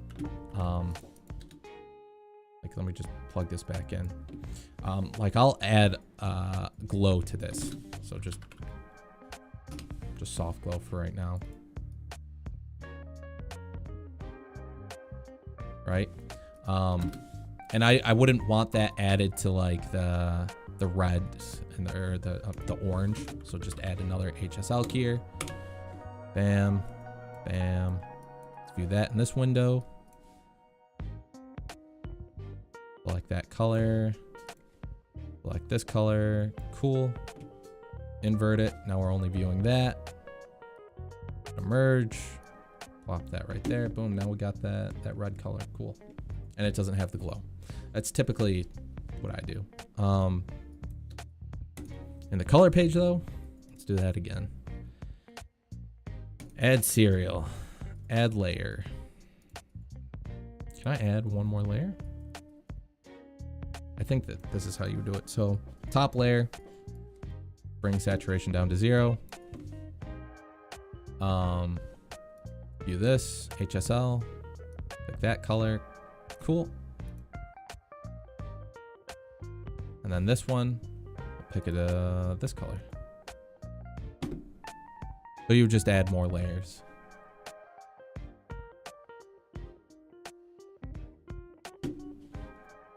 And then if you want glow specifically to this, the blue, add in serial. Get that color back, but we're gonna take the output here, this blue, connect it to blue here, so it goes away. And then effects, glow, bam, alpha limit. Is that it?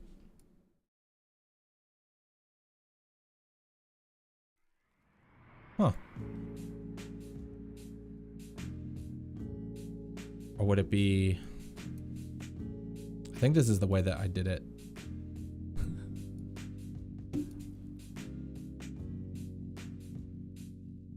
There we go. Ba-bam! Anyways, you're using this just as a mask, so the glow only gets affected by the blues. Peach! Is that how you say it? Is it Peach? Or PJ? What's going on, homie? Peach? Okay, perfect. That's what I thought. How you doing, man? Is there possible to change the blue into another color? Yeah, you would just change the hue. So, I mean, like, in Fusion, or I'm sorry, in the color page, right? We got hue down here. Change the color. That all nodes and grades. If we go back into Fusion, we just set this up again. HSL. Bam. Bam. Bam. Bam. That down. And then we're going to select just the blue here. Okay, so we want to change just the blue. We're going to add another color corrector after the HSL. And then same thing, we got hue.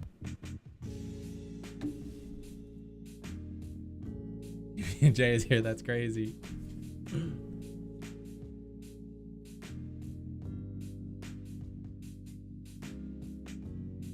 I would be a millionaire if in-game skins didn't exist, bro.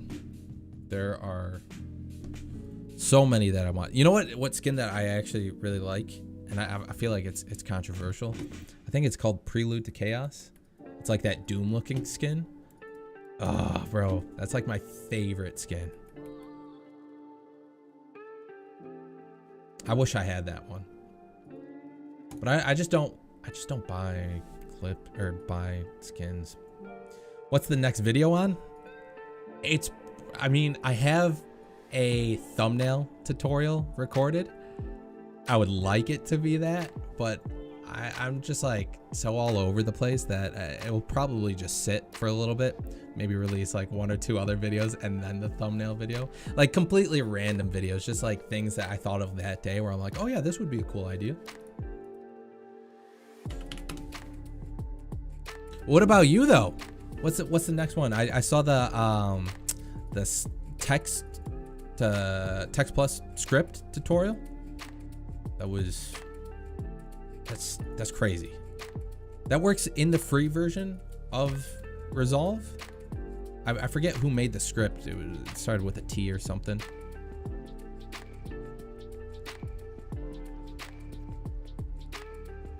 I'm doing great, man. What about you? How do you animate text in Davinci? Let me make a... That's crazy that you can have automated subtitles in Davinci. Like, what's the point of buying Studio at that point? Animating text though, it's really easy. I mean, it all kind of depends on what you want to do, but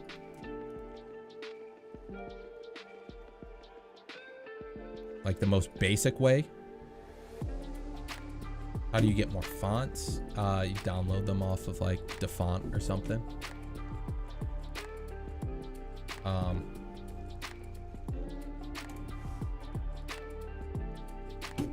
Thinking do a motion graphics tutorial. Just gotta think of a nice scene to make. That's something that I want to get more into, is doing motion graphics.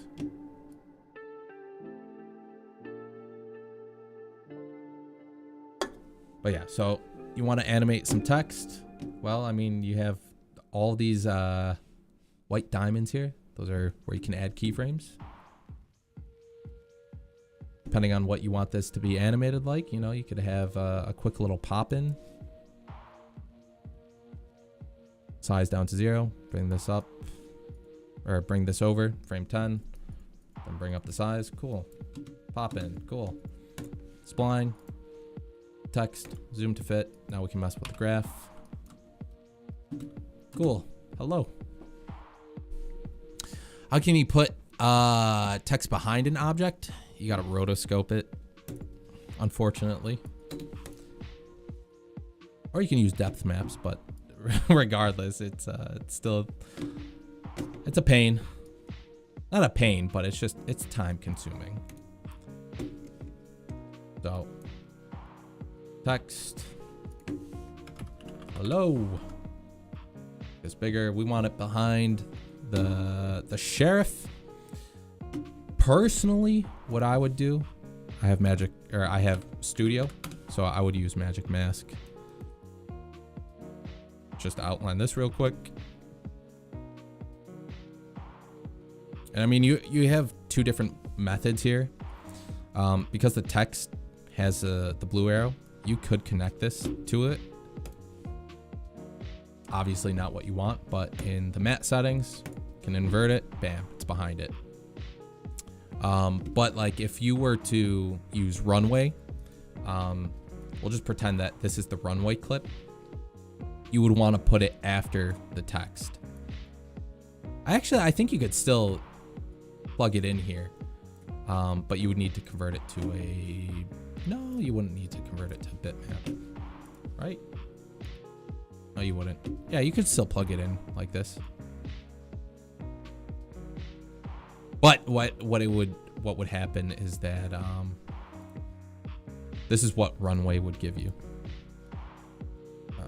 T. So this is your runway clip, right? We got to key out all the green. So delta key here.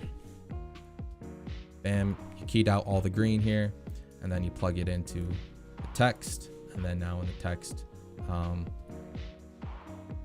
fly mask converted. Jeez, I couldn't see it for a second.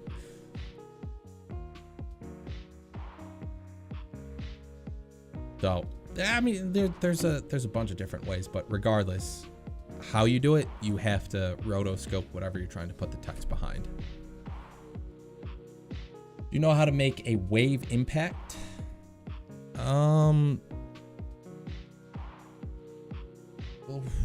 Could you send an example in the Discord?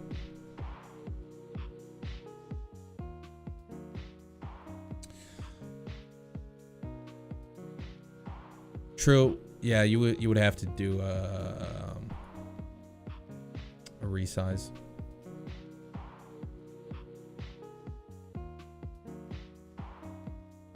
Yeah, if you're just gonna use it as a matte, yeah. Although, you know, the other thing too though is that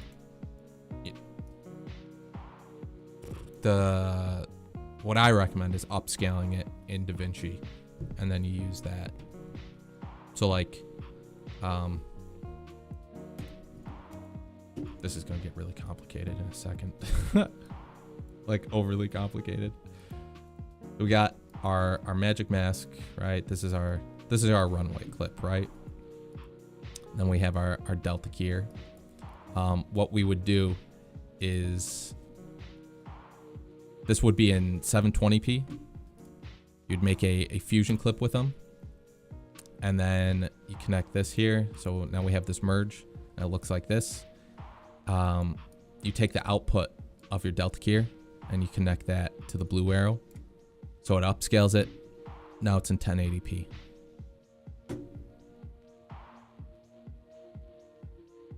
But you don't need to do that if you're just using it as a matte. So you're just using this to rotoscope, right? We can skip that part, and like Zero said, add the resize node. Should automatically just go to whatever your resolution is,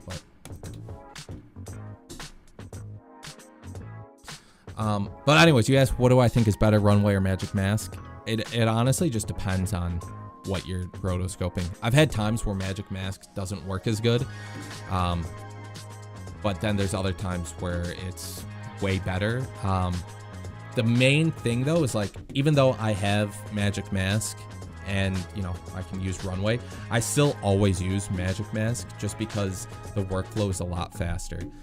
Like it takes me 2 minutes to do this, whereas the setup for runway is 5 minutes, and that's just something that I don't want to deal with, especially once you start doing more stuff.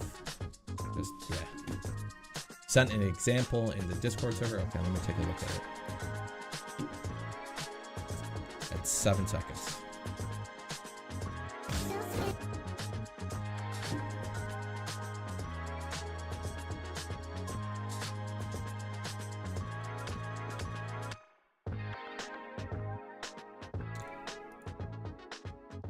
Okay, so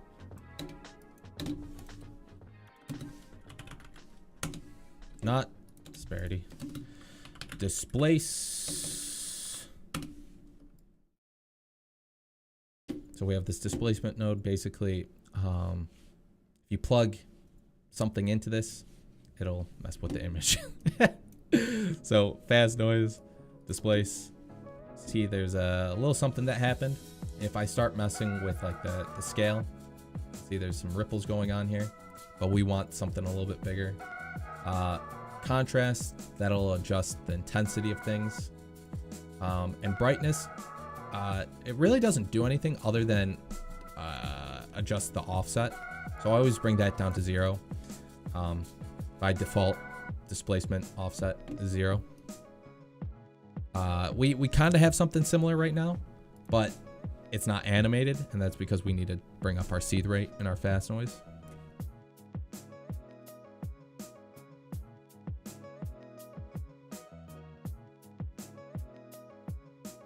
Maybe more contrast.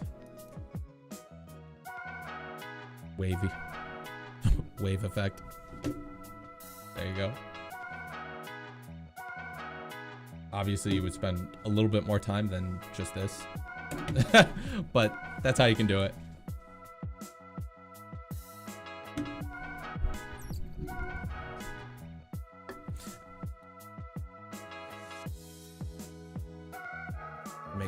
Makes sense. Workflow faster with Magic Mask. Yeah. And like I said, like there is some things are a little bit better than some things are a little bit worse. Like it's nothing where it's super noticeable, where I'm like, yeah, like this is the clear winner here. But like I said, it's just workflow it's a lot better. And the other thing too is Magic Mask has matte controls, so it's just a little bit faster. Like, I mean, you could still do all of this with your runway clip. Like you get your runway clip and you can add in a erode/dilate node to adjust, you know, the matte. You got your threshold. Doesn't really clean anything up because, you know, we don't have anything to clean up here. But if I switch this to better, just so we can see better. Oh god. There we go. See how this kind of got faded a little bit? If I switch this, I'm gonna make this green. View of merge 1. Okay. So this area got a little transparent. Well, the threshold, I can bring this down, or I can bring it up. So that's what's really nice about Magic Mask. You can easily change those matte settings.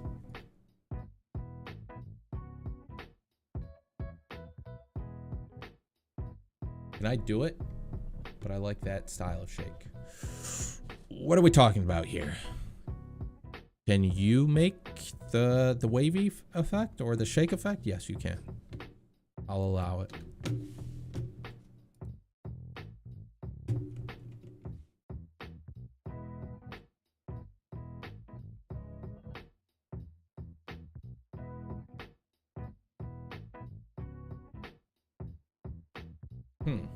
Wait, there was something that I wanted to like kind of make today, and I can't remember.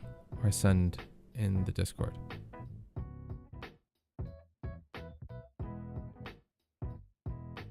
Wait, what'd you send in the Discord?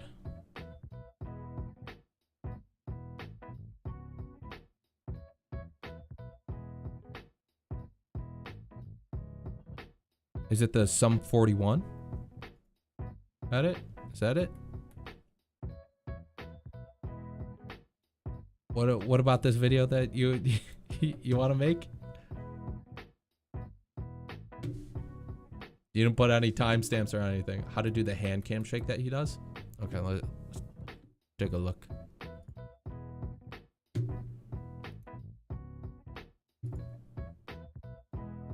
Do you have a timestamp?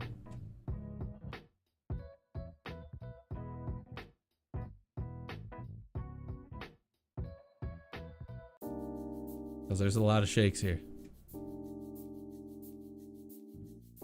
I've seen this before. 17 seconds. Okay.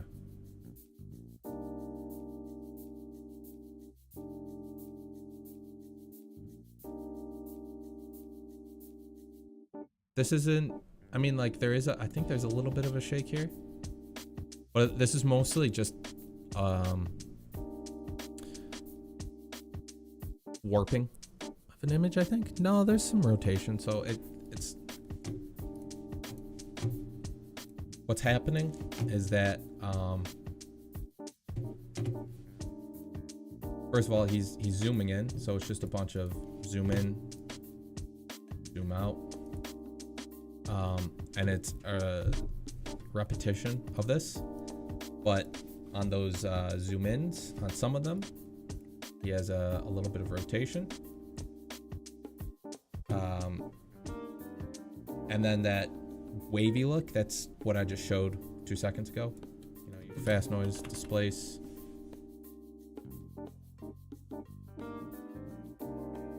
Your brightness down. Maybe scale up, probably scale down. Contrast up. We got wave. Speed. Got wave. That's it. It's not really like a hand camera shake type thing. If you want, like, I know that's not what you wanted, but like if you wanted like actual like handheld camera shake, the best way to do it is to actually just do it. Like you film yourself, not yourself, but film with your phone, you know, film something, and those natural shakes that you have, you can track those. You can use it and do the tracking in Davinci. Camera tracker, bam. This will track the movement, and then you can extract that and use that camera shake, or you could use Blender and then bring it into Davinci Resolve. But that's kind of a pain. So I just use the native Davinci Resolve thing. Only 2 weeks? Huh? If you would want to post a video on YouTube which has some of your editing tips in it. Wait. What? Are you talking about just like an overall like video talking about like editing tips? Just that? You have a job related to editing outside of YouTube and TikTok? I mean, up until like last month, I was doing a lot of commission work for people. Just making like YouTube videos and TikToks for people. And then I was like, you know, like that's great and all that's fine. But if this has always been my theory, if you know how to edit those videos and you're willing to get in front of the camera yourself, just do that. Don't edit for other people, because it's way more lucrative to become a content creator than it is to be an editor.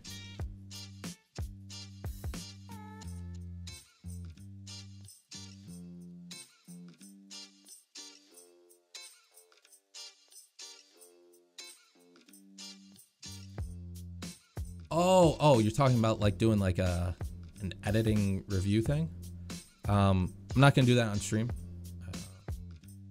I might do one in the future though. I did that 6 months ago at this point, but that was a lot of fun. It just went way longer than I thought, because I was like, hey, everybody in the Discord. This is back when we had like 100 people.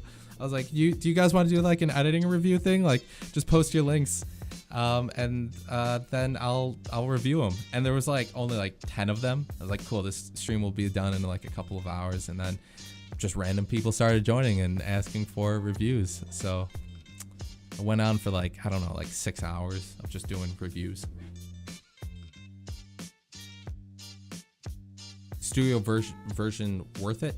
If you're someone that does a lot of editing, someone that wants to increase your workflow, and you'll make use of the tools, then yeah.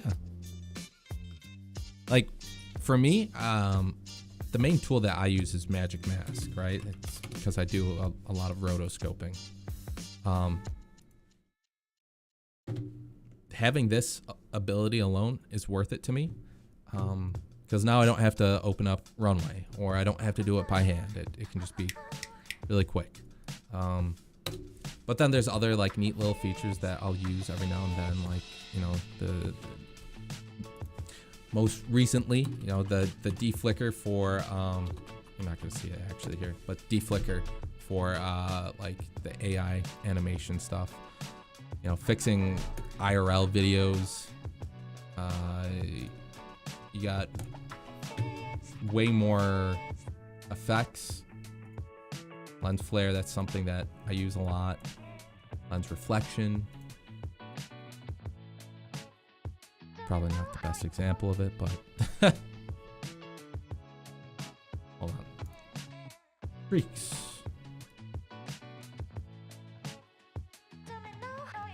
Lens reflection. But I feel like you're someone that, I mean, no one in this chat probably is someone that does a lot of color grading, but like there's a lot of color grading tools. Oh, I still haven't messed with this. The relighting thing. I still don't know how to use it though.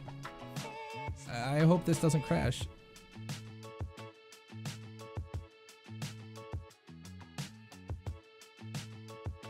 Oh no. No, I think this crashed.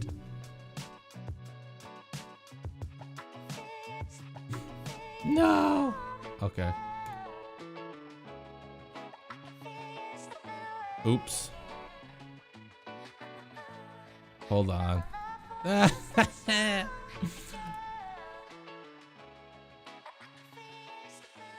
me just double check. Make sure Davinci isn't open in the background real quick. Sometimes it does that when it crashes.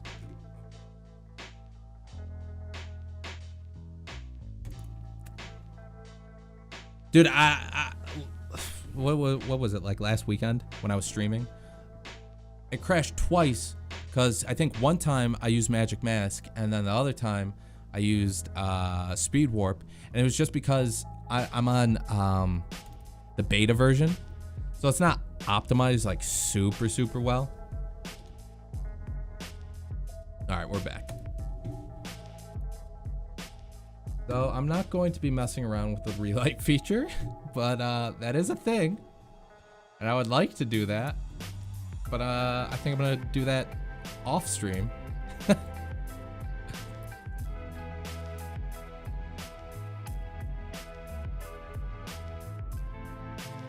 Trying to think of like other studio effects that I use a lot.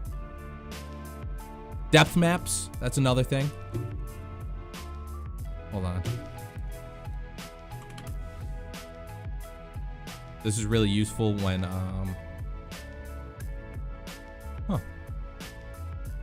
when you're trying to create depth of field. Can I try the smear one? Which smear?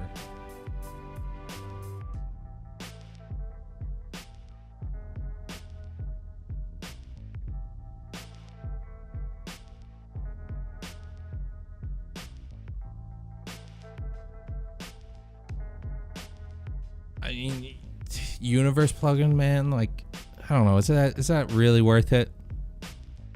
Like is that something that, like, you know, you're gonna use a lot? Is that something that you can't just make yourself?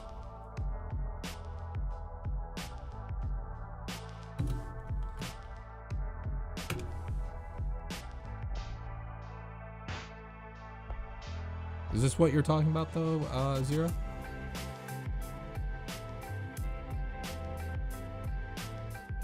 Huh.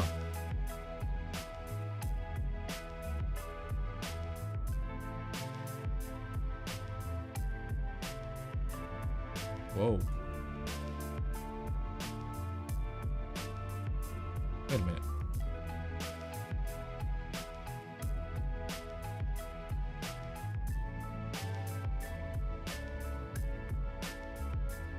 Yeah, I don't know about this. That ending part looked kind of cool though. It added a little something.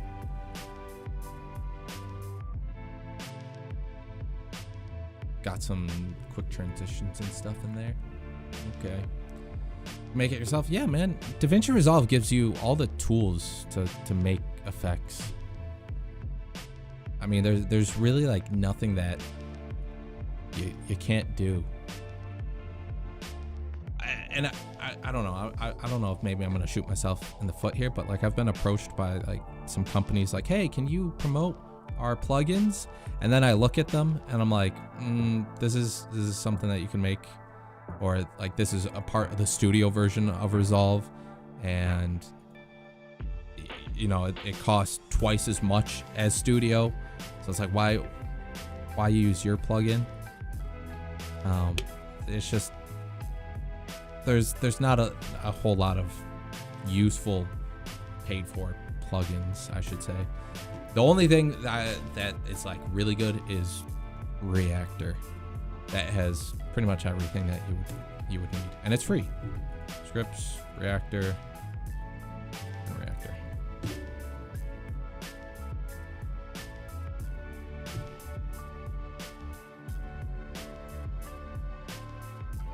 This decides to open today.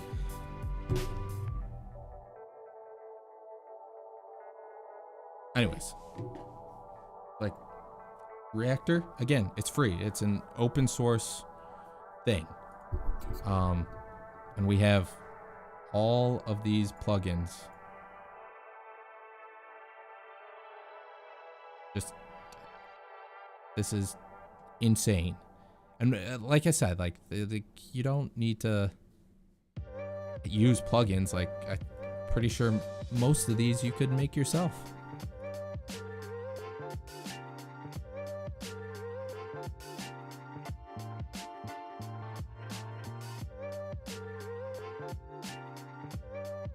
But yeah, there's so much to Reactor.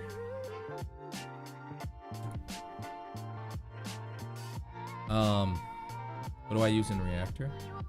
Mostly Xglow. But like HSL gear. Like this. There we go. Invert it. Bam. Like, okay, so I just want to give like a side-by-side comparison type thing.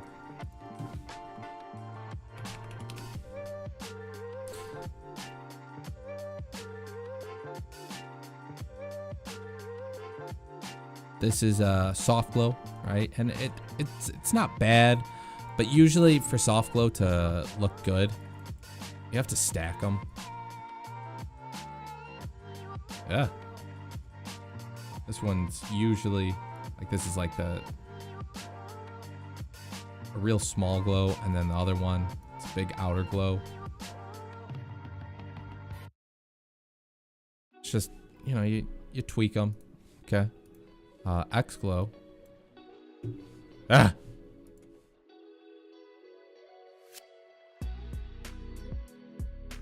Our gain, our glow size, glow saturation, source saturation.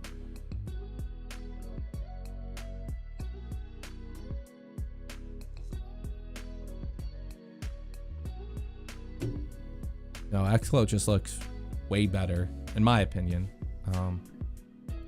We just view this alone, do that alone. I wonder if I can't. That's actually kind of close.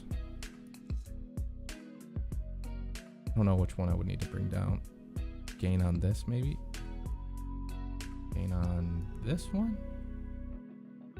Size up on it. Bring the gain up on this.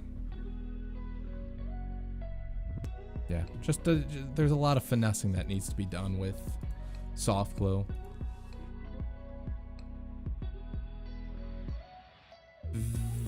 Vesco? Did I say that right? What's going on, homie? Welcome to the stream. I have audio at max. Please scream so I lose my hearing. Bro, I'm not gonna scream right now.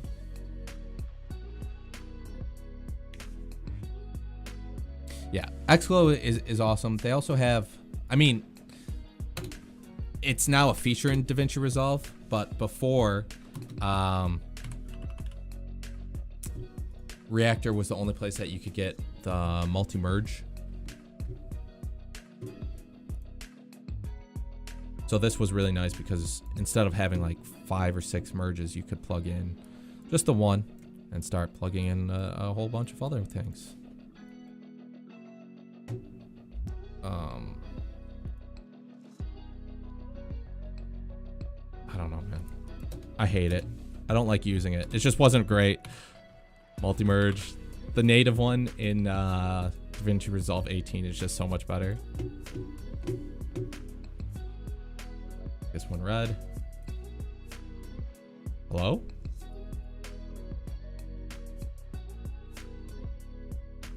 Did I? What's happening?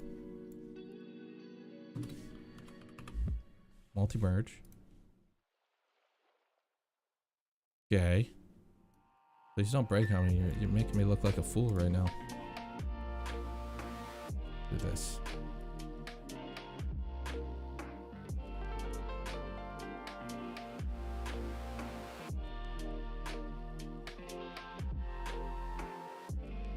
See how much just easier this is? And then like you can hold on. I don't know if you can tell, but when I select each layer, these pipelines highlight. So it's just super easy to see which one you're messing around with. Like if I wanted, hey, I want glow added here. Just add regular glow. You know? It's really useful. Super, super useful. Do I use it a lot? No, because I'm still stuck on using 4 or 5 different merges. But I have used it, and I liked it way better. Close? How do you pronounce it? I don't know if you're still in chat. That was kind of a while ago. I went on a whole rant about multi-merge. Still haven't used multi-merge yet. Yeah, like I said, I don't use it enough in my workflow yet. Just because like for the past year and a half, almost 2 years now, I've been using just the singular merges. And it's not even like multi-merge, like it doesn't speed up your like workflow like a lot.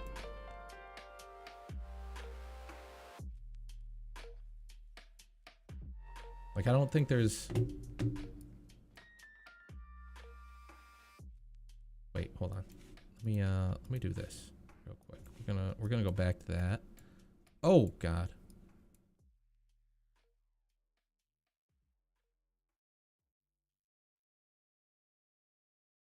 This over here. Okay.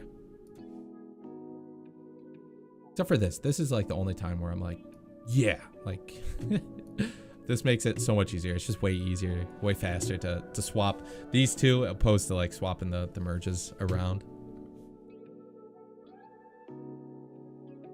Can you make a video on how to do Flickr edit without plugins? What do you mean Flickr edit? Are you talking about like just regular old Flickr edition? Is that it? Like Flickr effect. You just use the Flickr edition. You know what's in Davinci Resolve? It's the native thing.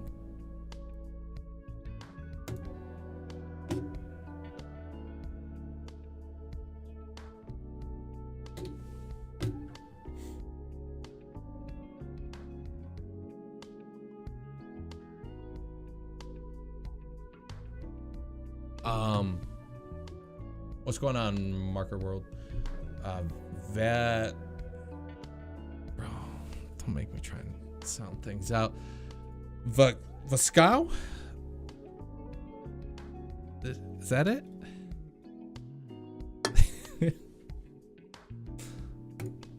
Listen, reading's not my strong suit. There's like 95% of my brain power goes to thinking about editing. We got 3% actual editing, and then that 1% is everything else.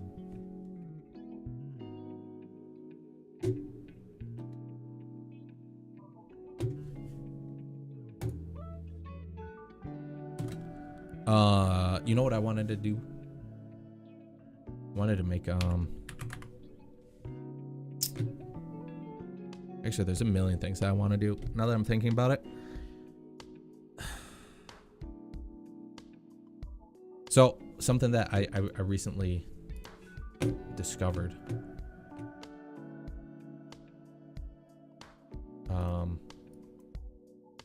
Was this using lens distort to create a little bit of chromatic aberration just on the, you know, the outside. I think it just looks so cool.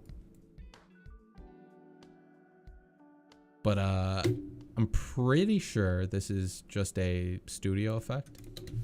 So I wanted to do it with the free version. Not even close. Oops. Can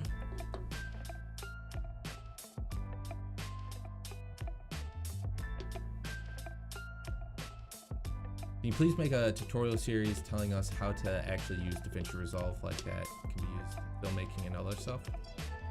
I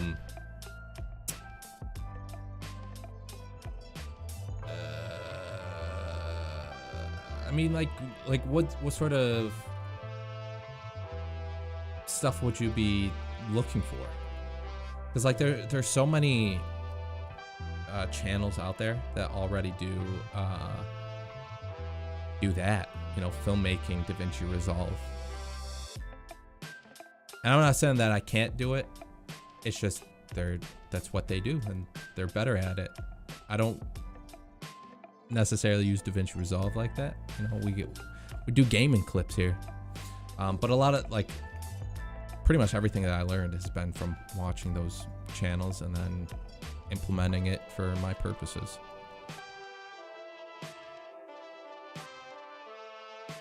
DaVinci Resolve Studio is $434.50. It is kind of expensive, I'm not gonna lie, but you also have to think that it's a one-time payment opposed to like Jesus, what am I trying to say here? Opposed to Adobe's or any other subscription service. So, you know, it's one-time payment, lifetime something. Words. Montages, great content. Thanks, homie. Are my timeline frame rates in 30 FPS right now? No, they're in 24.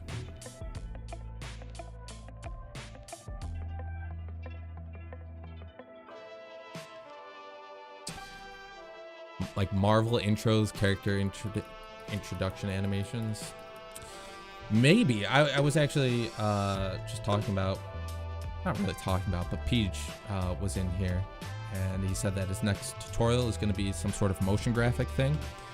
I was like, oh yeah, like that. I want to get more into that because that's essentially what you're asking. It's just like motion graphic tutorials. The thing is that anytime I make a video, it's like that's information that I'm learning or have just learned, and I'm not necessarily putting it out there for you guys. It's mostly for me because I forget all of this stuff, and so I'm constantly just rewatching my videos being like, oh yeah, that's how I did it.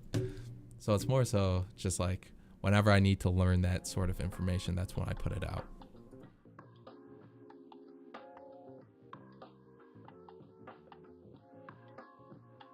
You wish I bought the mini panel before I bought Resolve. Wait, you're talking about like one of their like fast cutting tool things? I'm like 90% sure when you buy Blackmagic products, because they make DaVinci Resolve, they also give you DaVinci Resolve Studio for free. Do you do any 3D work in Resolve? No. Not me personally, no. Well, I guess technically, just because I made the lens dust effect, which is using particles, but I you know, made it into 2D. So yes and no. Resolve's 3D stuff isn't super great. If you want to learn like 3D stuff, you're much better off using Blender.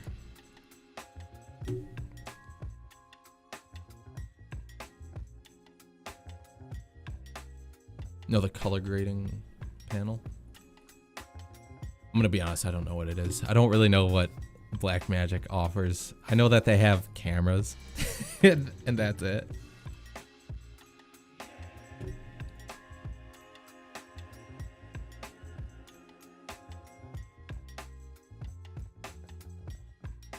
So Blender for 3D. Yeah, pretty much.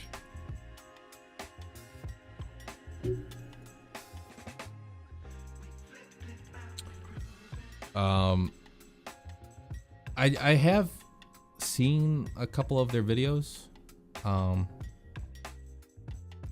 but that's it. You know, I don't have an opinion on them. I'm not like super familiar with them. Zishu, bro, please, you're embarrassing me, man. What's going on, homie? How do you pronounce your name? I'm over here like reading like a third grader. Zishu, okay, Zishu. How you doing, homie? Welcome to the stream. Trying to do this thing that I don't know how to do, and I remember watching it one time. Not a mat control. I want channel. Oh, I want this here. I just want the red channel. I have heard about flow frames. We were actually talking about that earlier. Super cool. Does it cost money, or is it an open source software?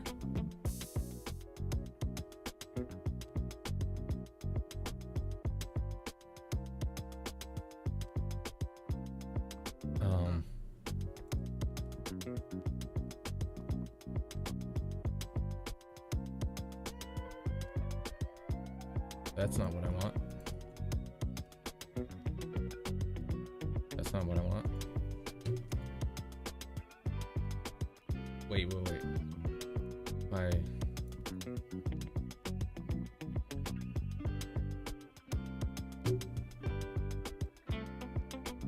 No. You think Davinci Resolve is on par or worse than After Effects? I think as time goes on, Davinci Resolve is going to take more space in the editing world.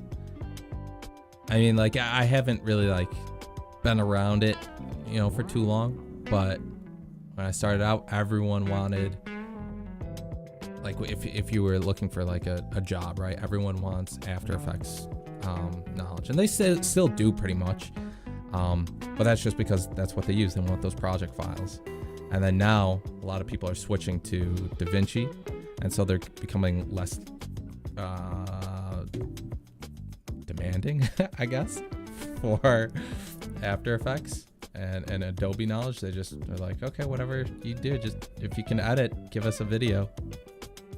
So I think it's just a matter of time before it's like it becomes the standard, right? Right now, Adobe's kind of the standard. Oh, good. Think about leaving After Effects. It took me 6 hours to rotobrush 50 frames. What? That's crazy, bro. Look. Magic Mask, Davinci Resolve, right? I don't know if you're on TikTok, man, but I made a little tutorial video about it, just how to use it. But it's super useful. I just go one frame forward, see if it missed anything. Like we're missing this. Cool. Added it in. Another frame forward, just because there's a big jump. I'm satisfied with that.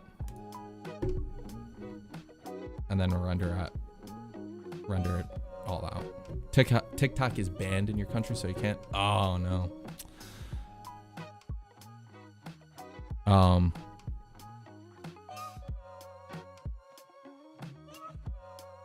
Like Twixer, Roto, you can no plugins for the most part. Yeah. There's like, so the big thing with like Davinci Resolve is that it doesn't have all those plugins, but you don't really need them in order to do anything. Like those plugins are just like workflow effects, right? Instead of they're just cool things that you can drop onto your videos, and you can do that with Davinci. It's just unfortunately you're gonna have to make it yourself, But once you make it, you can save it and then you're good. And it's really simple to save things. Like there's a million different ways. You know, adjustment clips, they're great. Let's just say we make like a little flash effect. Glow. Oh, thank God, that's too bright. Cool. I do this. This is what the little effect looks like. I can take it, drop it into my power bins. There it is. It's right here. Delete this. Bam. There it is. There's my little effect. So if you want to you know, make the switch, DaVinci Resolve is definitely worth it, but there's a learning curve there.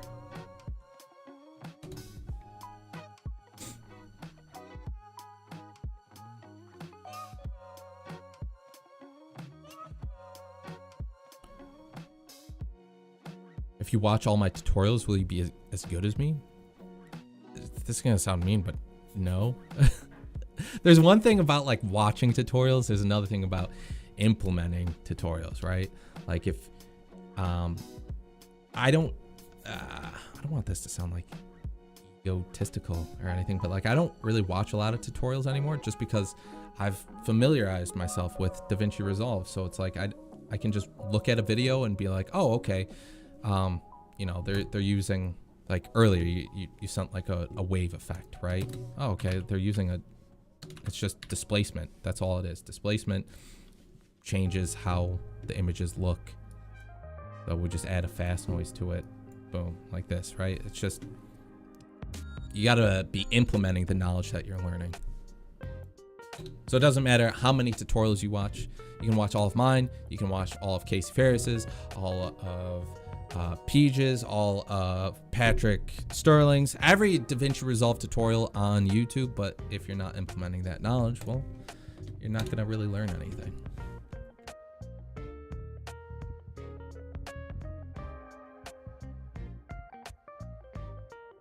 Yeah, sorry, I'm a little behind on chat, but what Space said, there's not as many tutorials on DaVinci Resolve, so it's a little harder to learn.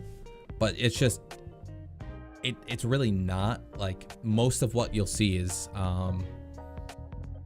filmmaking tutorials, and that's kind of hard for some people because they're like, well, how do I implement this to gaming clips? And you just have to understand that, like, you know, if you learn how to make a little zoom in through filmmaking, right? Like, you know, just that basic zoom in. And then you're like, okay, this is how you do it. Use transform node. And then, hey, you can use the spline to mess with the graph here, make it a little bit smoother. Okay, well, now implement that into your own purposes. Maybe you don't zoom in the entire clip like they showed, and you can zoom in on a little bit faster.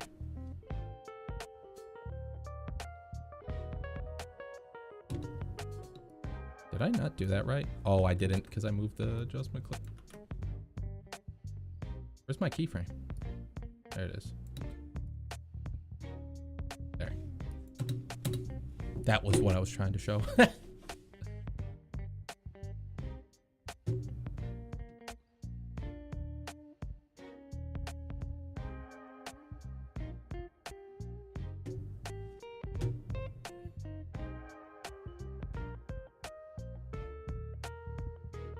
Sorry, I'm like so behind on chat. Tried flow frames yesterday. Really decent results, turning 60 FPS clip to 120 FPS.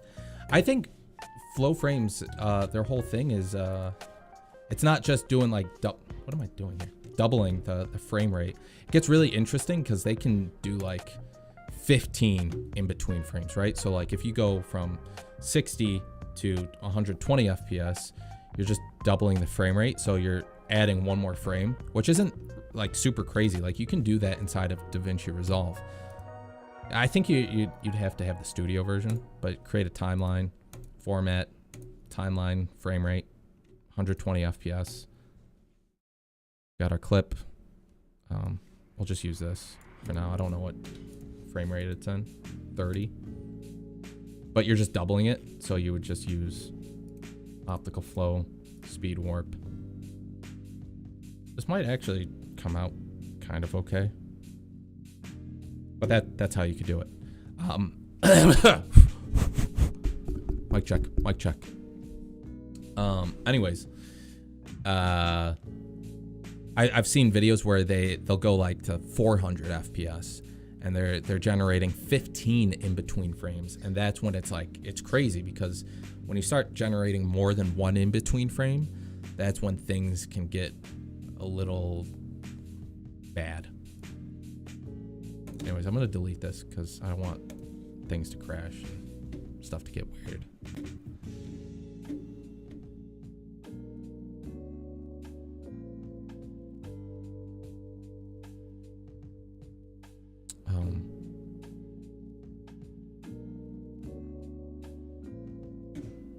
Marker World, I'm gonna be honest, homie.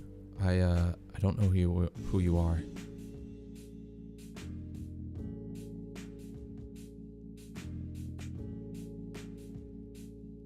Oh my god, this is hilarious. I just I had the stream going on my second monitor and I didn't realize it was behind until the stream crashed.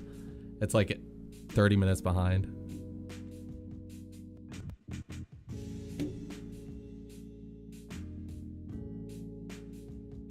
Valo, what's going on, homie?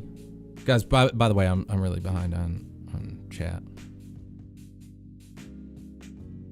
Do I write scripts? No. I mean, sometimes I do. Like the AI animation video, that was scripted. Just because there was so much information. For the most part, like, everything that I put out is, like, relatively simple stuff. Where I can just speak off the top of my head. But something like the AI animation where there's multiple steps and I want to be able to explain it to you so you know what you're doing, that was scripted.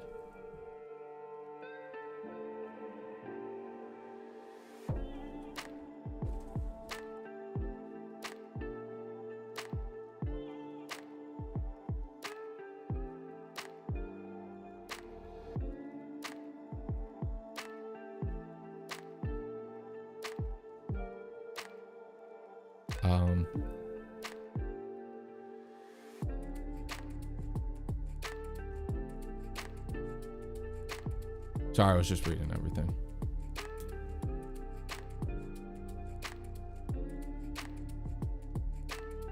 I'm watching E3 DAX, Davinci in a week. Fusion tab, basically learned Fusion. Yeah, the main thing with Davinci Resolve too is like, I mean, Fusion is basically After Effects, but that's where all the magic happens. Like there's a lot of stuff that you can do in the edit page. There's a lot of effects. You know, you have everything in the open effects library. Not a whole lot going on, but like if you download plugins and stuff like that, it'd be in your effects library. There's some stuff that you can add, but there's just not a whole lot going on here. So like the fun stuff is in Fusion. Even like just doing like the transform things. Like I keep going back to this, but like we have our spline. This graph is so much better than the edit page because there's just way more controls. We can easily move things, and then doing something similar in the edit page. Boom. Bring this up a little bit. This is what your graph looks like, and it is such a pain to use. I don't know if you can make this bigger. Nope, that's not how you do it. But you're pretty much stuck working like this, and it's just not super precise. You can't control the axis that you move on. There's no like equal easing in and easing out type thing. It's just overall a pain to use. So pretty much you're gonna do everything inside of Fusion, or at least you should be.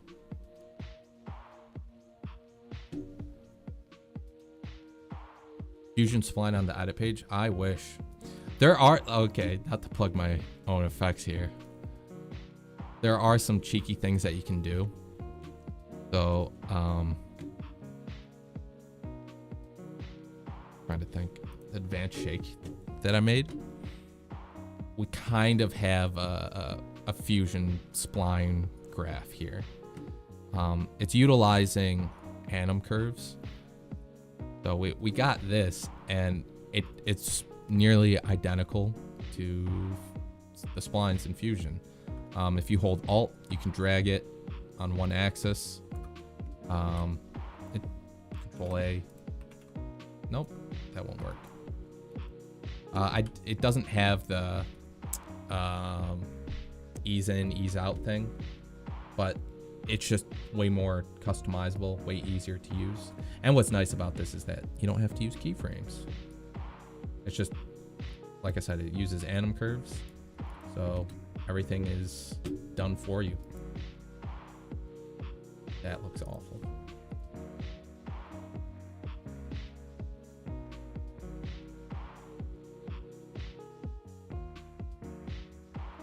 But yeah.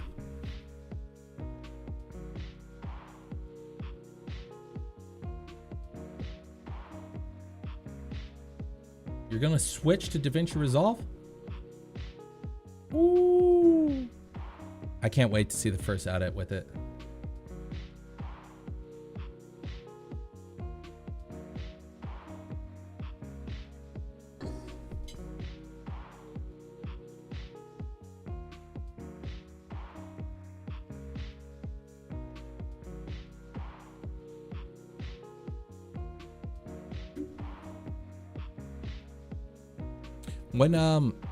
When do you think you're gonna make the next video? Or when's the DaVinci Resolve video going to come out, I should say? Feet into the... Dude, modifiers? Game changer. Just gonna go right back to the transform node, man. July 2nd? Oh wait, July 2nd weekend. I just need to master it first. Gotcha. I mean, it's pretty intuitive, and especially like because you already have editing experience, you'll pick it up easily. It's just learning nodes that can be a little difficult. Modifiers though, those are really cool. Wait, anim curves. Right click, modifier, anim curves. This is nice. We don't have to do any keyframing. It just zooms in for us, right? And it looks like dog water, but we can start changing some stuff now. Zero, thanks for stopping by. Appreciate it. Have a nice day, homie. Offset though, that's the starting amount.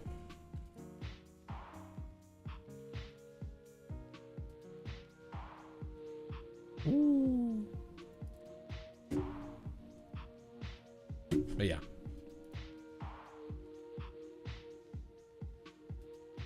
Those are really, really fun.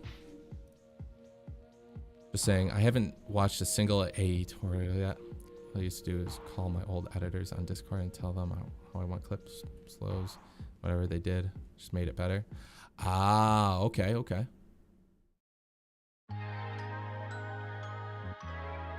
So, is that what you're gonna do now?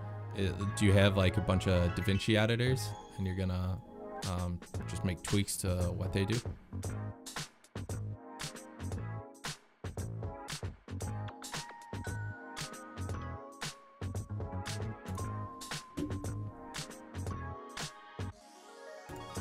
Oh, wait a minute. This is the other one. Is it? Gotta start from scratch. Use A. Yeah. It still has just what am I trying to say here? The majority of people still use Adobe stuff. But I think much like you, they're just fed up with the poorly optimization of it. And that's why people, at least here, a lot of them are switching to DaVinci Resolve.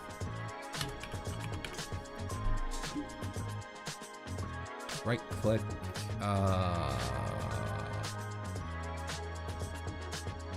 Follower, that's what I wanted. There we go. And then now, size, we'll make this small. Over here, make this big. And then we'll change the delay on it. Oop. Hello, look at that. We don't have to do any keyframing. Never mind. I take that back. We did a little bit of keyframing, but we don't have to do a lot of keyframing. Could you imagine having to do this? Because I can. I've done it. Each character animating it. It's a nightmare. Got a 2080 Ti. After Effects uses 0% of your GPU while rotoscoping. What? It really doesn't? By the way, I'm like 90% sure the free version of Resolve doesn't utilize your GPU. And Magic Mask is also a part of the studio version as well. So if like that's the sort of thing that you're looking for, it's a studio feature, unfortunately. You're gonna have to pay for it or sail the seas for it, but you might run into the same problems of poorly optimization stuff. So it's Photoshop. Yeah, dude, have you seen all the stuff that Photoshop has been doing with the AI prompting? It's really cool. I mean, you can, I'm not saying it's unique to Adobe, because like you can do that. You can do that right now. Like, I don't have Photoshop, but if I wanted the AI generated fill content, like I have Stable Diffusion, I have Davinci Resolve, I can use the two of them to do it.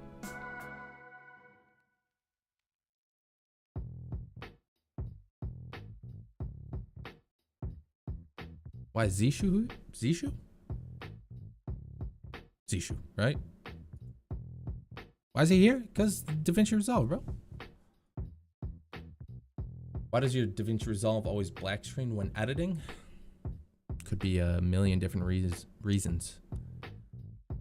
I mean, you could be adding a solid color generator for all I know. Old hardware. You could be making the next Marvel film in DaVinci Resolve, and you know, it's just a big project.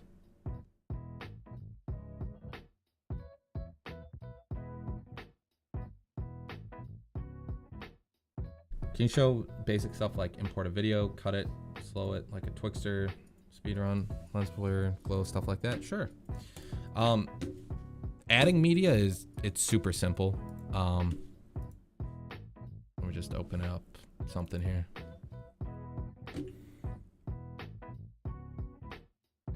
Not that, hold on. I wanted, there we go. Okay, so it's just a folder with a bunch of DaVinci or a bunch of Valorant stuff in it. Grab it, drop it into your media pool right here.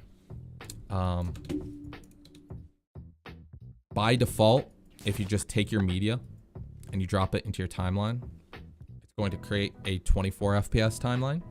So if you want to change your frame rate and the resolution in your media pool, you're going to right click timelines, create new timeline, uncheck use project settings, and then you can go to format. Here you can change the resolution. You know, if you got a 4K clips, you know, you can do that here, or use vertical format or vertical resolution if you're using like TikTok or YouTube Shorts. And then you got your timeline frame rate. So, you know, if you want a 60 FPS timeline, boom, you got it. Drop in your clip, 60 FPS.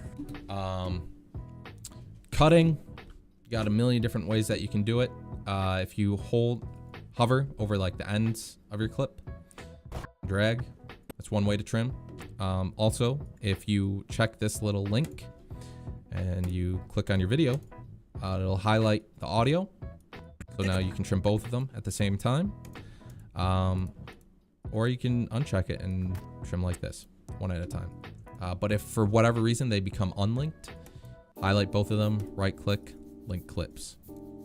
But if you have somewhere in the middle that you want to make a cut, you can press B or grab the blade tool right here and then just click where you want to make the cuts. And then just backspace to delete.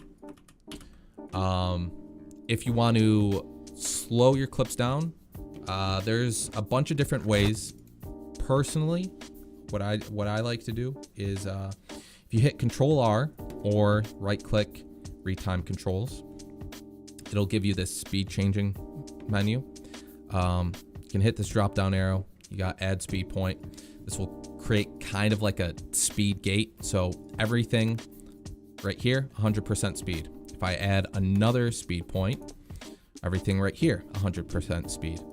If you grab the top right, drag right, slows it down. Now it's at 30% speed. I'm gonna turn off the audio so that doesn't be annoying. So, you know, you got 30% speed here. If I slow it down a little bit more, now we got that frame duplication stuff going on. So, if you go to video, scroll down to the bottom, retime process, right here, optical flow, turn that on.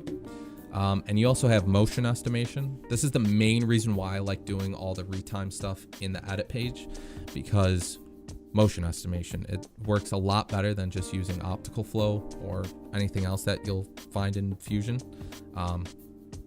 Namely because speed warp is awesome. If you don't have speed warp, or if you don't have Studio, you won't have speed warp. Then you can just do the Fusion way. So you use enhance better, but speed warp, it's amazing. You're gonna get like 0 artifacts from it. You'll also notice we have this red bar right here. That's because we have render cache turned on. So to do that, you go to playback, render cache, change it to smart, and then as it loads, it'll turn blue, and then that's when you know you have smooth playback.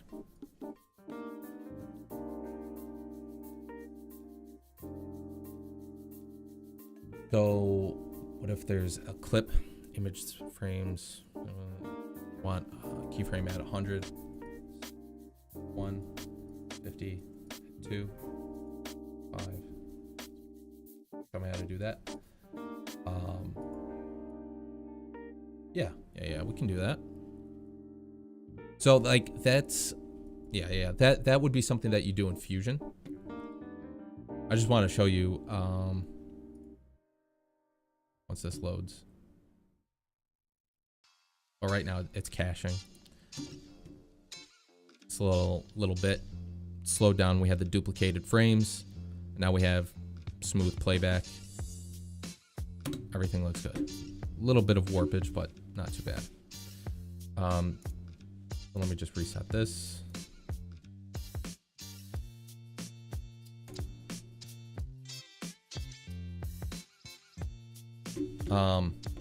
Okay. So there's a few different ways that you can get there. But if you want like the best playback, or I should say the least amount of warpage, you go into Fusion.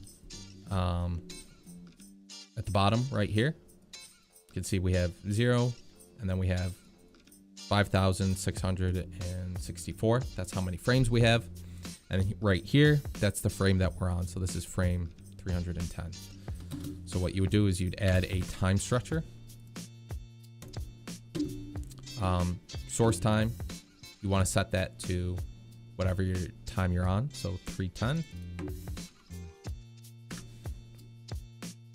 So basically, you're adding, it adds a keyframe at frame 310. If you wanted this to play back normally, you just go to the beginning of your video and you would add another keyframe. So source time 0, because we're at frame 0. For the playback, just regular, smooth, speed doesn't change. But if you wanted to speed things up, like this is typically how people will do it.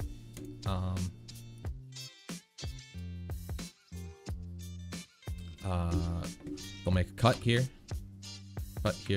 something like that. And then they'll add the time stretcher in between. We have the frame right here, 500 or 502 and 958.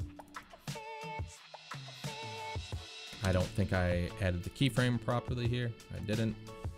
502.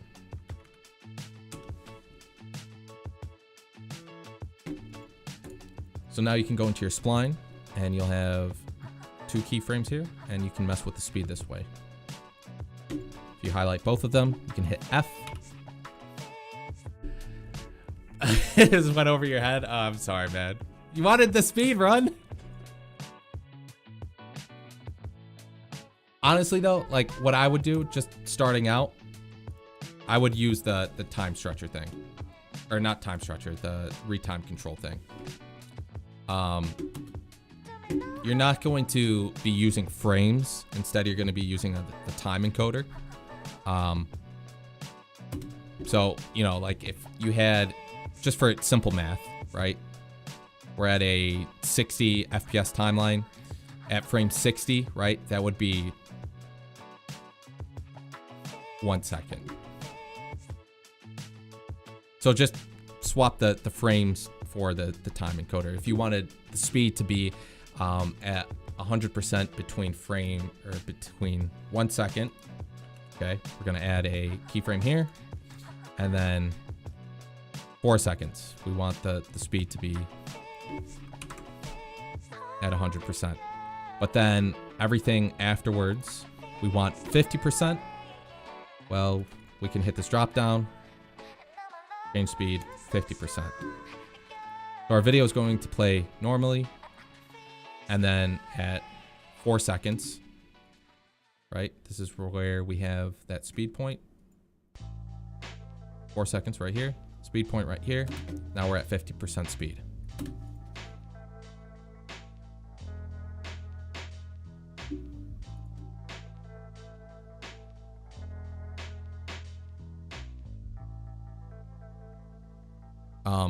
And then adding like glows and other like lens, or I'm sorry, glows and blur effects. You can add an adjustment clip right here. And I mean, you can do it inside of the edit page. You know, you could go to filters, open FX filters, scroll down. You got a glow effect, cool. But this is affecting the entire video. If you want to do more complicated things, where you're like, you know, you just want glow on, let's say, Reyna, right? You go into Fusion, then you can use like the HSL key here. Select Reyna, and then add glow. If I view that, oh, other way around, invert this. All that has glow. Bam, bam. These areas have glow. It's not really noticeable. Now it's more noticeable. After Effects with Twixer, what I do, first frame, speed 100, second frame, speed 150. Here are 5 frames coming. We can do this here. Yeah, you just use the time stretcher then. If you want to do it by frames, like first frame, instead of frame 1, it's frame 0. So first frame, boom, okay. Second frame. Wait, second frame speed.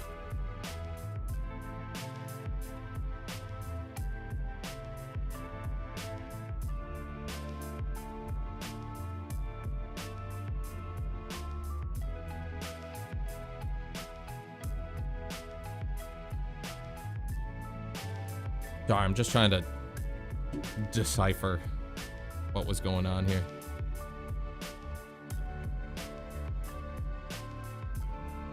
At 150%. Oh, okay.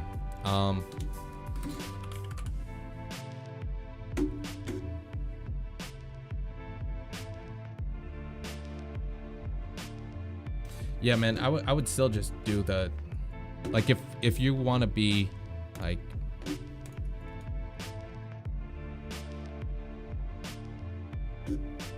I would still do this. If you want to have very precise, where you're like, I want regular speed, 150%, 200%, I would just be using this instead.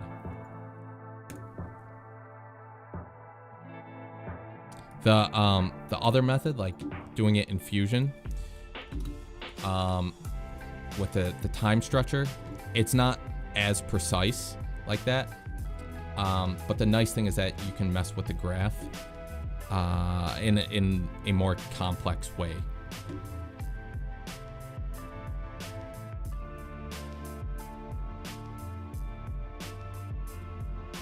Because like with this, you know, frame 0, force time 0. Just go to frame 1000, 1000. Open up spline, and then now we can mess with the graph.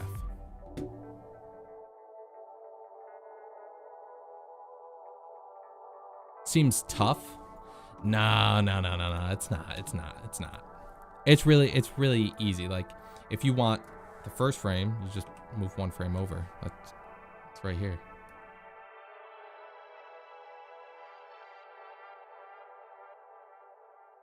So it instead of just like I said, instead of frames, you're using the time on this.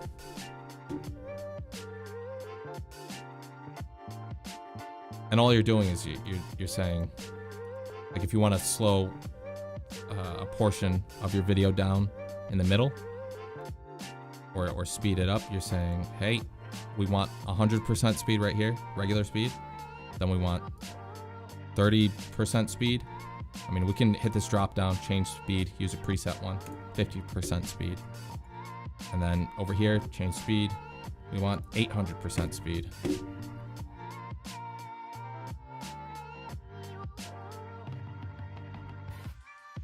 You might be able to be honest. I haven't done that.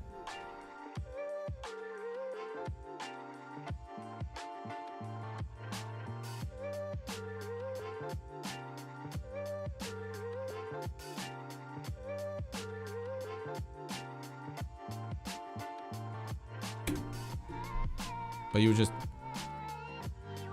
100% speed, 50% speed, and then 800% speed. We're flying. You think you'll need more than a week to understand this? A little bit. There's definitely a learning curve to it.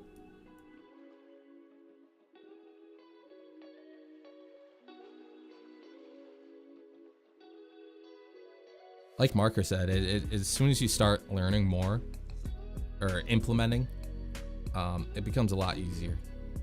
And like I said earlier, like, especially because you have editing experience, you know? Oh, done the wrong thing. You have editing experience, this stuff will come pretty naturally. Way different than, you know, some random person who's never touched an editing software in their life. You can pick it up a lot faster.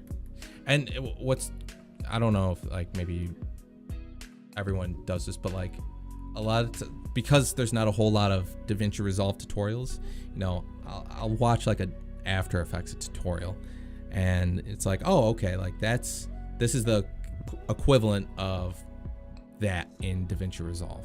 I can't think of anything off the top of my head, but you should be able to easily translate the two. Top right, encoder. I'm encoder above the preview. Up here, is that what you're talking about?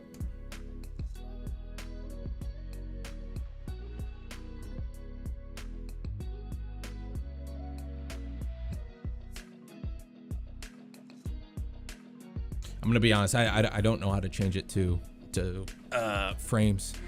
Up near inspector. Oh.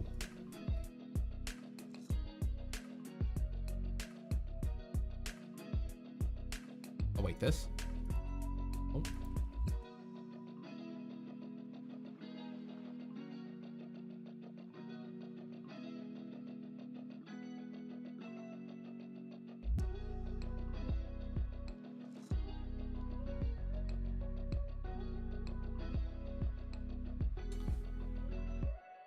Wait. If you hit shift plus key. What? How do we do this?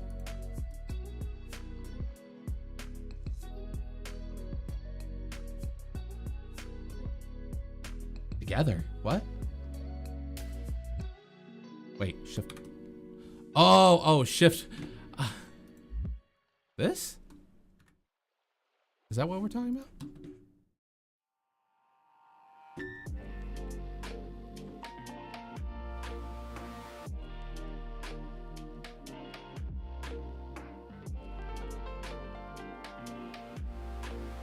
So what is...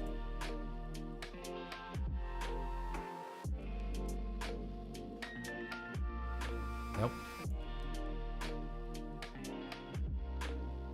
Needs to be at the beginning of the clip? Okay. And then what?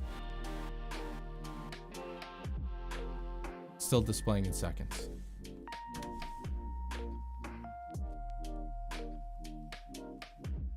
So what do I do now?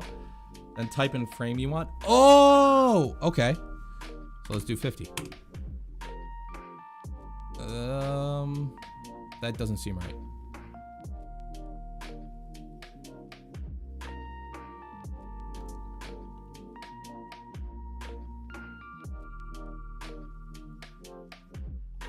Hold on. Shift plus, and we'll do 1,000. No, man, that's going to the time code.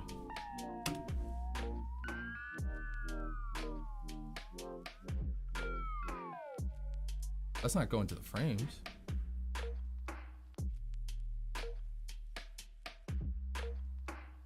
Oh.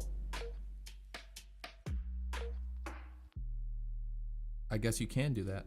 So now, okay, so you right click up here. Okay, so by default, it's on record time code. Record frame? Is that what you would want instead? No. Nope, definitely not. So right click up here and then source frame. Weird that you can't change it down here. But then if you hit shift space or shift plus add, and then now you can type in whatever frame you want. So frame 1,000. What? 50. What? 5. What?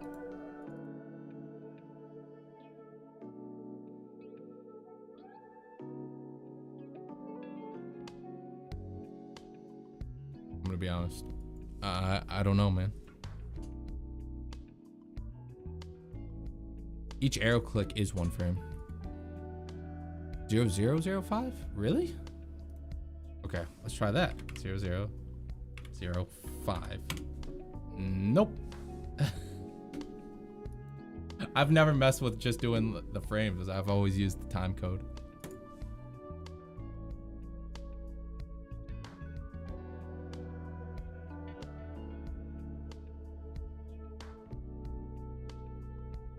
Wait. If I do this, and I switch this to source frame.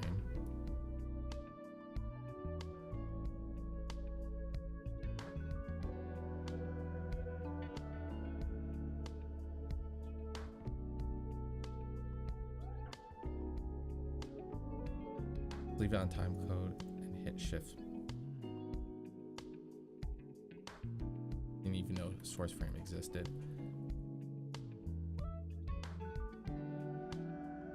I didn't know it existed either.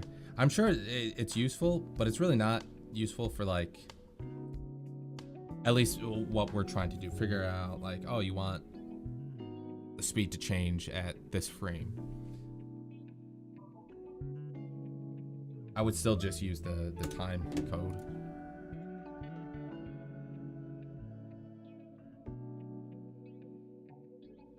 You type 10 in time code, should bring over 10 frames, I think. No. You click up here and I type in 10, it moves, I guess 10 frames over from, this is where things get tricky. It does move 10 frames over. 1, 2, 3, 4, 5, 6, 7, 8, 9, 10. 2, 3, 4, 5, 6, 7, 8, 9, 10. Yeah, I guess. But like like if you want it to move 100 frames over, it goes to the 10-minute mark. Or not 10-minute mark, 10-second mark.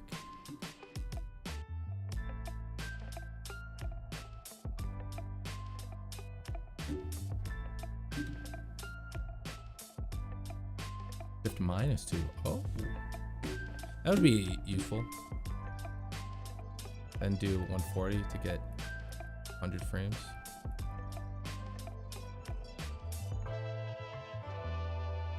If you're using a 60 FPS.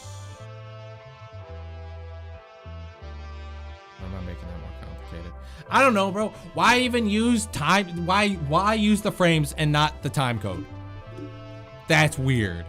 That's where this confusion is coming from. Just use the time code.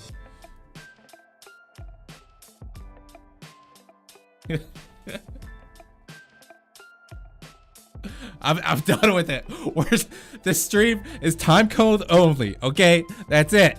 Anyone that wants to use frames, banned instantly. All this math is making my brain hurt.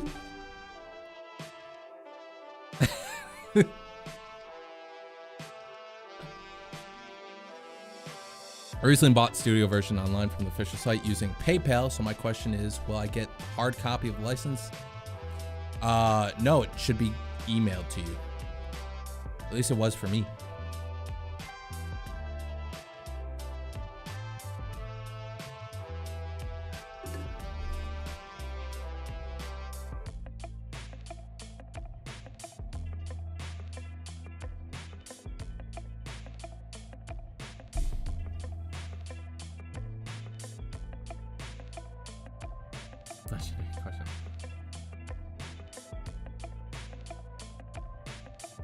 Copy as well?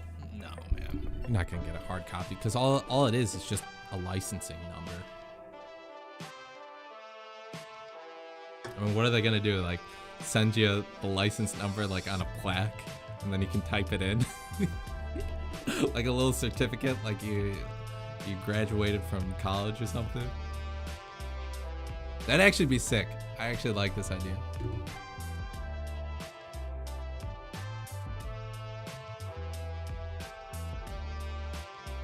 Someone holding a gun. Yeah, man. Listen, bro, this whole stream has just been a ask Davinci resolve questions. That's it. At any time I try to stream like, hey, like I'm editing a thing, it always gets turned into like, hey, can you help me with this? And I always love answering those questions. Are there any editors on TikTok that I like? Yeah, tons of them.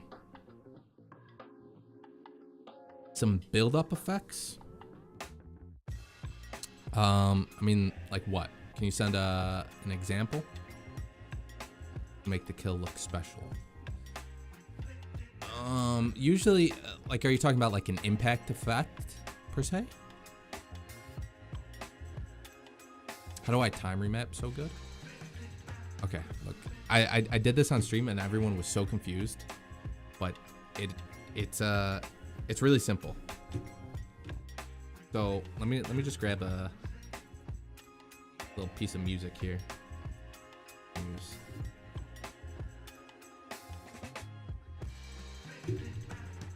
Oh my god, I grabbed everything. Okay, well, we got plenty of choices.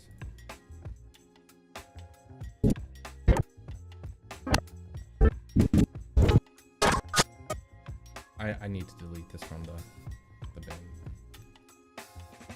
What? Oh, there's more. Jeez.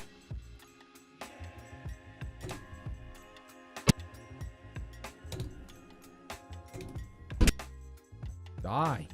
Go away.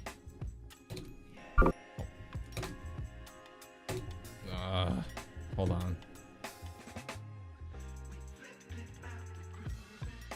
Okay. Okay. Let me pause the music real quick. So, here.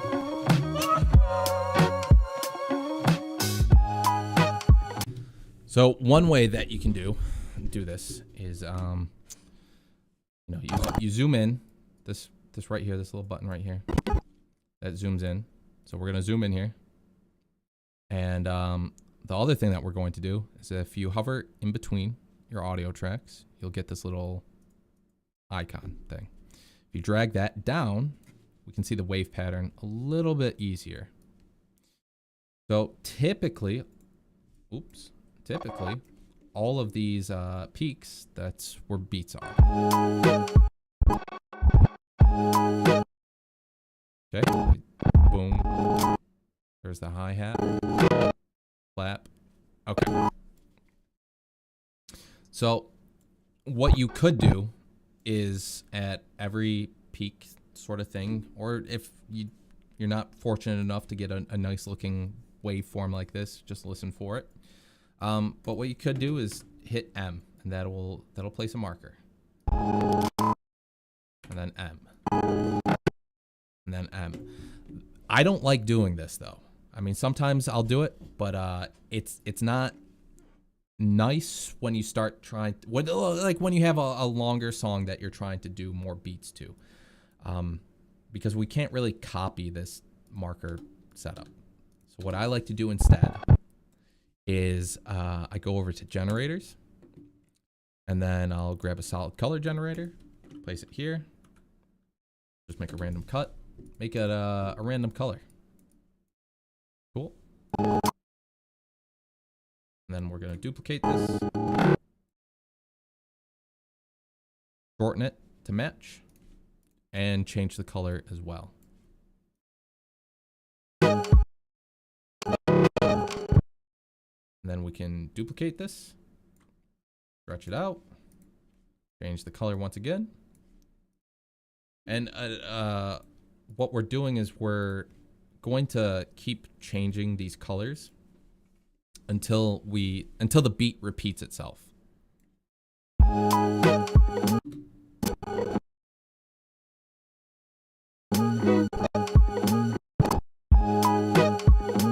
So you got that, right? And then what you can do is you can just copy this over and over again once you have the beat fully, remap or whatever. And it's nice because now you have a visual representation of it too, and it'll kind of give you an idea of what you're doing. BPM from music, it's easier to do in Fairlight page because the BPM grid. I'm gonna be honest, I didn't know about that. I stay out of here a lot of the time.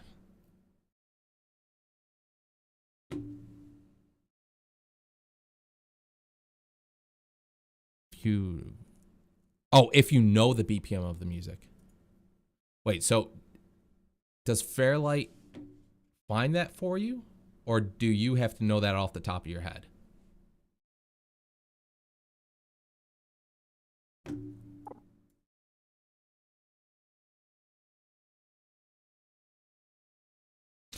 Either way, though, I like doing the solid color thing because I need to visually be able to see what's going on as well, not just here.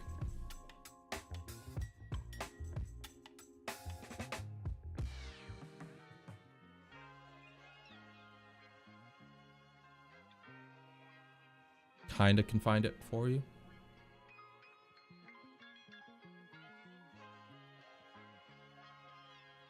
Doesn't work that well. Okay. So it's not perfect. Gotcha.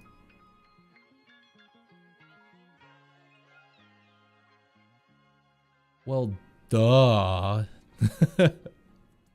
But I mean, it would be really nice if it was automated for you, because essentially what I did with the solid color generator is you're finding the beats per minute, right?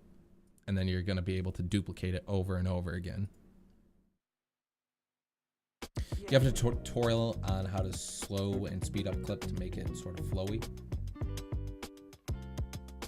Beat edit plugin will automate. I saw someone mention that, I think the last time I streamed. I still haven't looked into it, but that would make things really nice.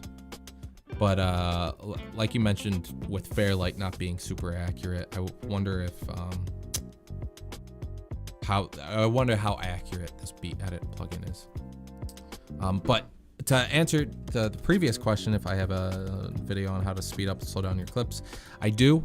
It's not really like the velocity edits to make them flow. The only thing that it's really missing is just timing it to the music and adding the pan crops.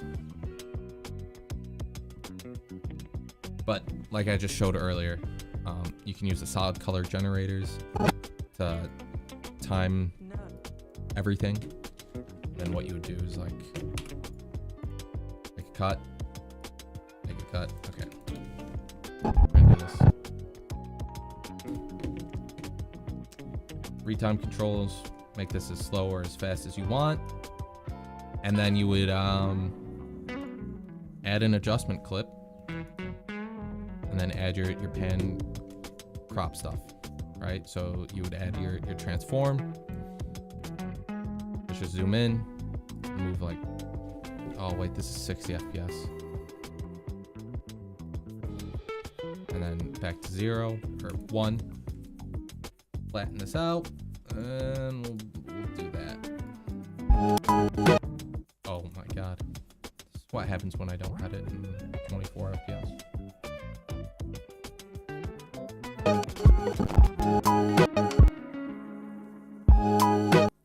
There we go. So essentially this is what everything looks like, right? We're timed, we're slowed, and then an adjustment clip with the transform effects. And then on top of that too, what you can do is add another adjustment clip, and this is where you would add like your blurs or your glows. Like in my recent montage, I had those heart-shaped glows. Creative heart, perfect. Blur size, something like this. I forget exactly how I made it.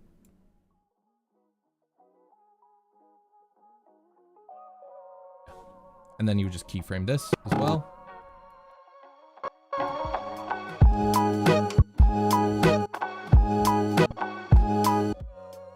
That's how you do it. By the way, the project files for that edit are on my Buy Me a Coffee. It doesn't include the audio, but you can see how everything was made. This will have to cache. I'm like 90% sure. Yeah, it will. But that's essentially what I did right here for this sequence where it goes back and forth, like the rocking.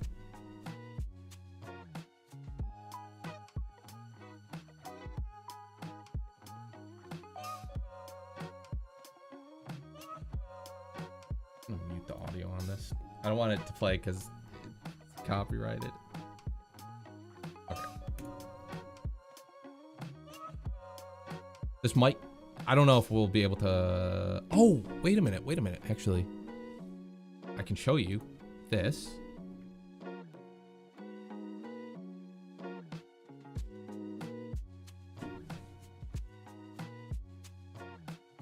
Show you the timeline, okay?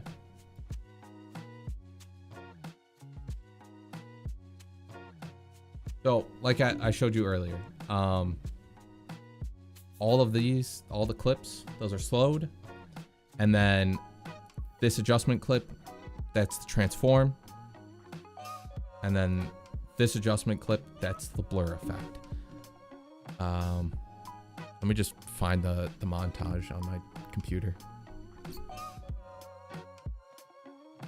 And then I'll just play that sequence. Not thumbnails, uploads.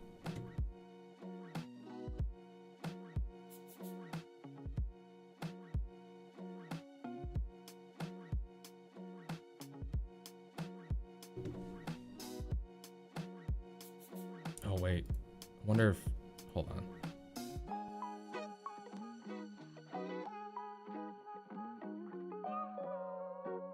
I think this is trying to cache as I'm trying to play this, so the playback was laggy and I'm streaming. Okay, so this was the sequence that I was talking about.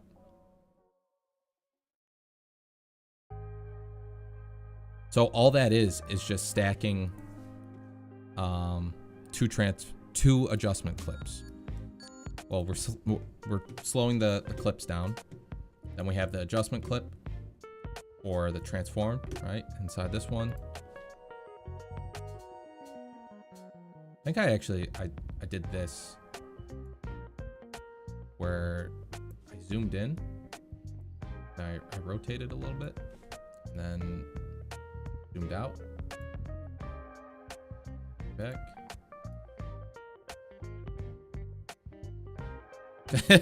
That's a very slow version of it, but that's essentially it.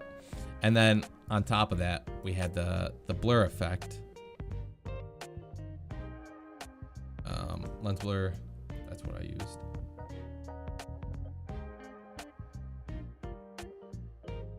And same thing, we just got a keyframe here, so bam, then move over a little bit, bam. That's it. And it was just, again, clip is slowed down, transform, adjustment clip, impact, adjustment clip. And not to plug my own stuff, but you can, hold on. I am plugging my own stuff, you know. You can get the project files for the Boy's a Liar.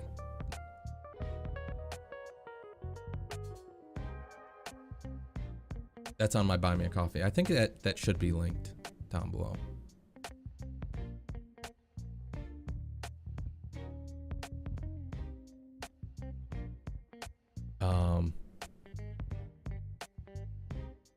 Can you please show how to apply the Spotify overlay from your Discord server from Sumo Cloud? I'm gonna be honest, I don't know how to apply it. I don't have that downloaded. But if you ask Sumo, I'm sure he could show you.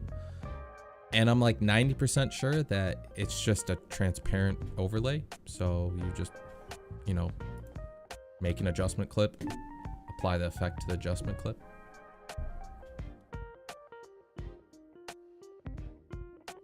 What is the curve in the audio sequence? Did that teach me? I think you were talking about the Boy's a Liar montage, but it was just adding. Actually, I'm not sure what you were talking about. We're just talking about like this, where I made the audio go quieter. Is that it? Like the music go quieter? Because it's two keyframes, and then like you can mess with the curve if you want. Do that, but that's nothing special, man.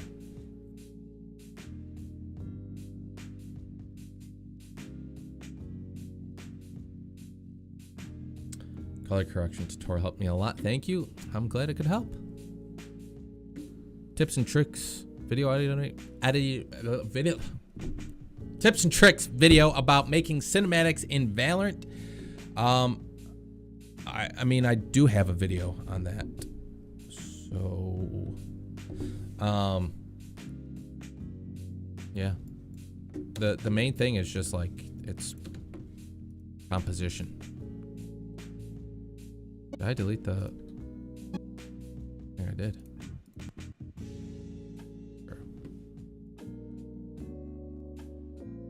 I gotta reset this.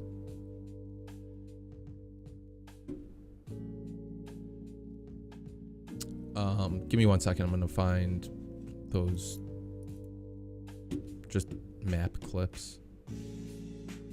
Unless I deleted. No, I didn't. Okay. Thank God. Yeah, composition. So show you maybe something that I didn't use, and then something I did use, and then I'll tell you why.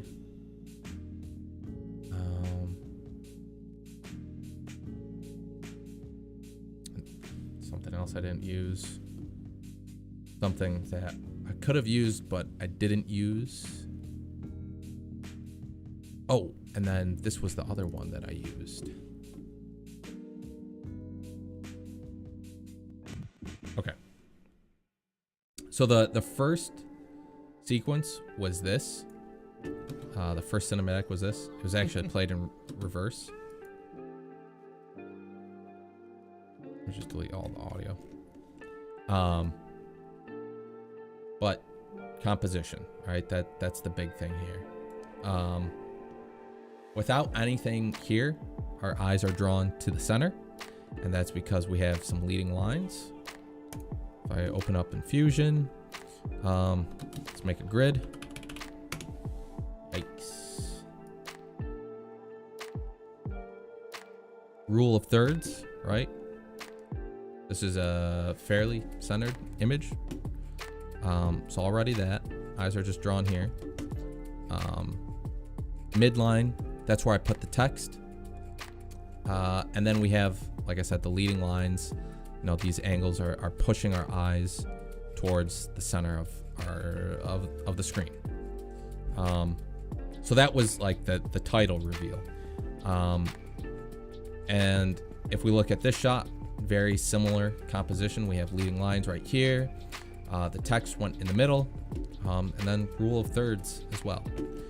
This was a shot that I didn't use from Bind, and it's for a few different reasons. Number one, the title one wasn't the same, right? The title cinematic, not the same shot. But this is like a nice little establishing shot, but it's just, it's not great. Like this little mountain thingy right here, just kind of in your way. Eyes don't really go anywhere. It's just kind of a mess. It would have looked a lot better if I maybe if I went up a little bit, so we had more of a bird's eye view of the map. Sort of like what I did with this. That's why I kept this establishing shot. This was that bird's eye view I was talking about. We went up a little bit. Our eyes aren't really drawn anywhere, kind of the center. There's not really a whole lot of leading lines, but because it's just an overview shot, I thought it worked out fine.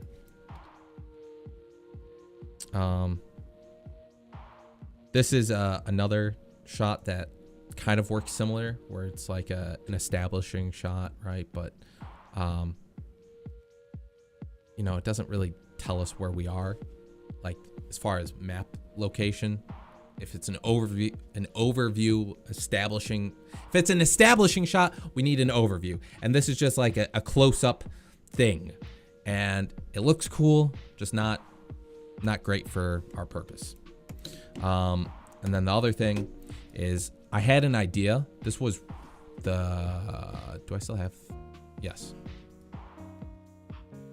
So with Bind, right? Going to Bind, establishing shot. So right now I'm Rays and I'm following this sky.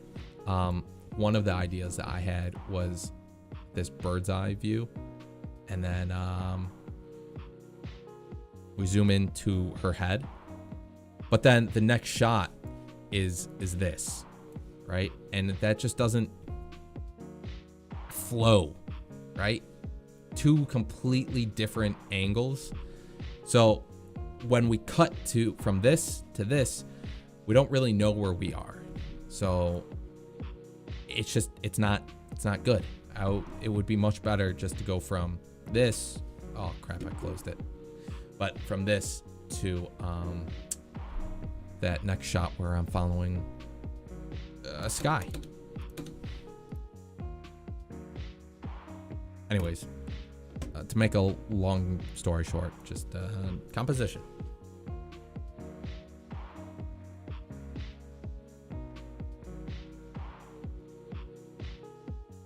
Give me a second.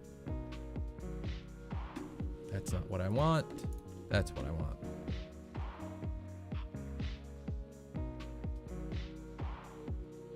Sorry, I'm just trying to catch up on chat. Will you be able to watch this from the beginning? Yeah, after the stream is done, it'll be up for anyone to watch again. I'd apply you already asked that. Can you make a text effect pack, like text source channel videos? I'd love to buy the pack. I'm thinking about doing something like that. I don't have any plans, but I definitely want to do that. Right now, my plan is to make at least one premium effect and then one project file a month. So we'll see what I make in July.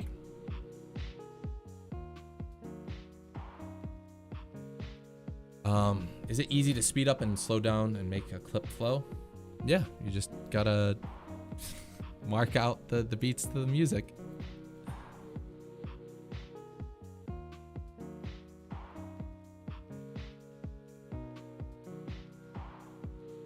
Can I play from start? Play what from the start?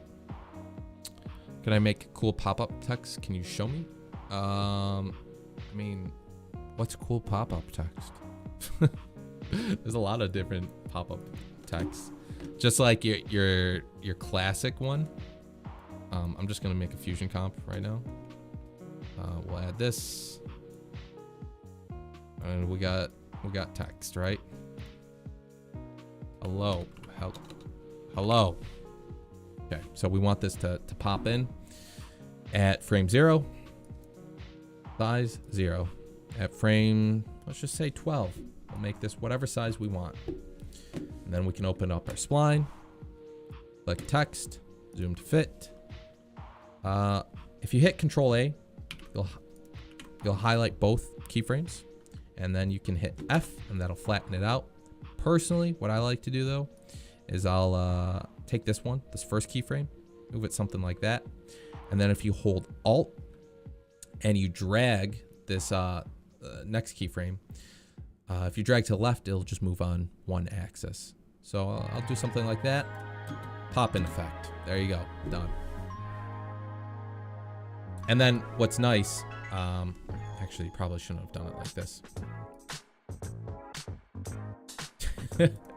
Oops, hold on. Let me remake this real quick.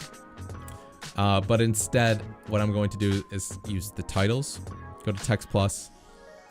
Okay, we got that. Hello. Same thing, we're at the beginning of our video. We're gonna make this 0. I'm actually gonna open this in Fusion, and then I'm gonna move those 12 frames. Reason why I did this in Fusion is so I have access to the spline graph, and now I can edit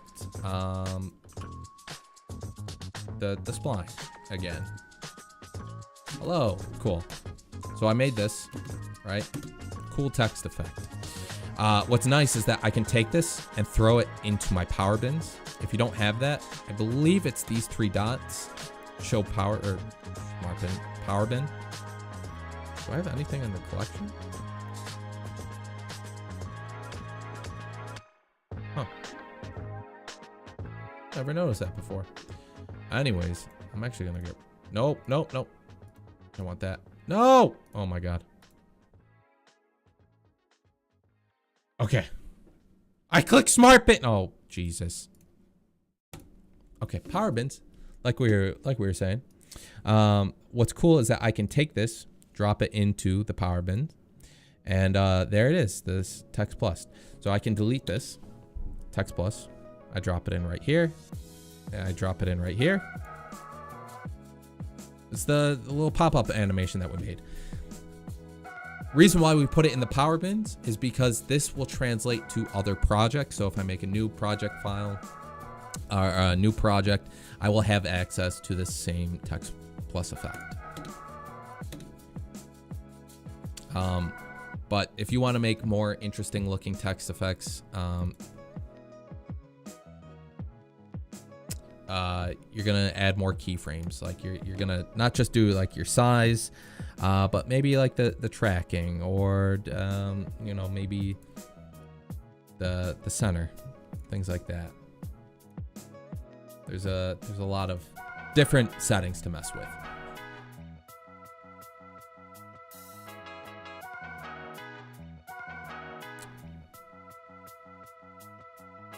I don't know. This goes okay. How do you mark the beats? I went over that a little earlier, but basically you let me delete all these empty tracks. If you hover right here, we can stretch out the audio track, so now we can see the waveforms a little bit better. And if we use this, we can zoom in. So you can zoom in and find all those beats. Anytime there's a peak, that's pretty much where a beat is. So you can hit M to place a marker, but I don't do that. Not normally. What I'll do instead is I'll go to generators, grab a solid color, and I'll use this as the marker. Change the color to blue. Cool. Move over.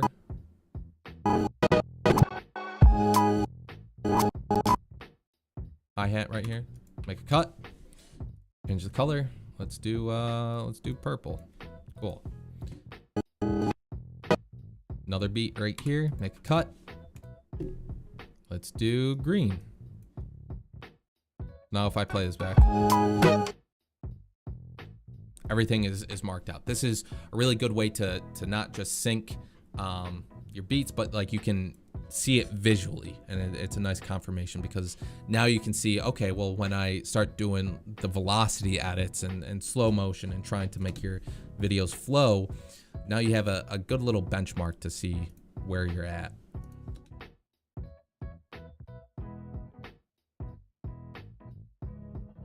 Weird that I'm not screaming every 10 seconds. You'd be surprised, but I normally don't scream. New diffusion and like advanced editing. Ah, okay. Nice. I hope you can find some value watching this. I feel like it's too confusing to add effects in Davinci Resolve. I mean, it's whatever you're comfortable with, man. Like if you know After Effects or whatever, just use that. I'm not gonna sit here and try and get you to switch to Davinci Resolve. Use whatever you know.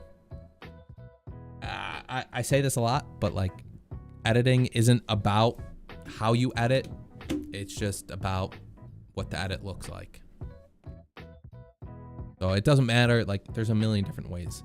Like I showed you how to make this pop-in effect, but like you could easily just add like a transform node afterwards. Size keyframe. Oh, size keyframe here. 12. Size keyframe here. Zoom to fit. This out. Make this like that. And we have the same effect, but we did it a different way. There's a million different ways to do the same thing, and it doesn't matter as long as it looks cool in the end, right?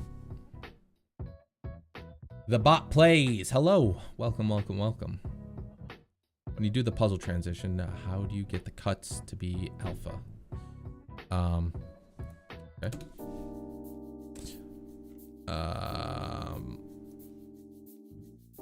Let's use this, I think. No, this doesn't really have anything.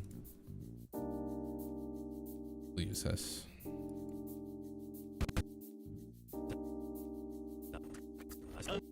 Okay. When you do it, you're gonna add a polygon node, connect it to the back of your media node, and then start masking, right? Oh. Okay. Connect it to media. Okay, we got it. You see this checkered background? It's in the alpha channel. You're good. It's alpha by default. If you render this though, you want to render it with the alpha channel. So right click, render in place. Leave the format on QuickTime, but change the codec to DNxHR, and now you'll have that transparent background. Simple as that. When I scream in my videos, that's good. The only reason why I scream in my videos is because usually I'm drinking coffee, and then by the end I'm hyped, I'm caffeinated, I'm ready to go. Beat edit for Davinci Resolve is a cool plugin to speed up editing. The beat costs money but worth it. Yeah, I mean that's what plugins are. they do. That's what they're great for. Speeding up workflow. The only reason why I would be cautious about it is just because I'm very skeptical if any of them are perfect. You know, they have 100% accuracy. Because then now you've spent money on something that you have to go and fix, and maybe you only have to fix it maybe once in every 1,000 edits, which is, yeah, that's worth it. But if maybe you're fixing it like 15% of the time, that's when things can get annoying. Like, why'd you do it? Why'd you pay for it? I'm using this to edit right now. Nice. What are we editing? Oh my God, I just realized what time it is. Listen, everybody, I appreciate you coming out and joining the stream. But it's getting late for me, and I just realized I haven't eaten anything. So yeah. Anyways, this was really fun, and I want to do more of these in the future, and I will be doing more of these in the future, and there will be a video coming soon. This will be up if you want to rewatch it, but the next video, I have it recorded. It's going to be about making thumbnails inside of Davinci Resolve, so keep an eye out for that. Also, if you're a member of the channel, there's going to be changes coming soon. I'm going to probably make them tomorrow, if not early next week. I have a friend coming over this weekend, so it just depends on if I wake up early enough to do it and before they come. So anyways, that's the end of the stream. Goodbye.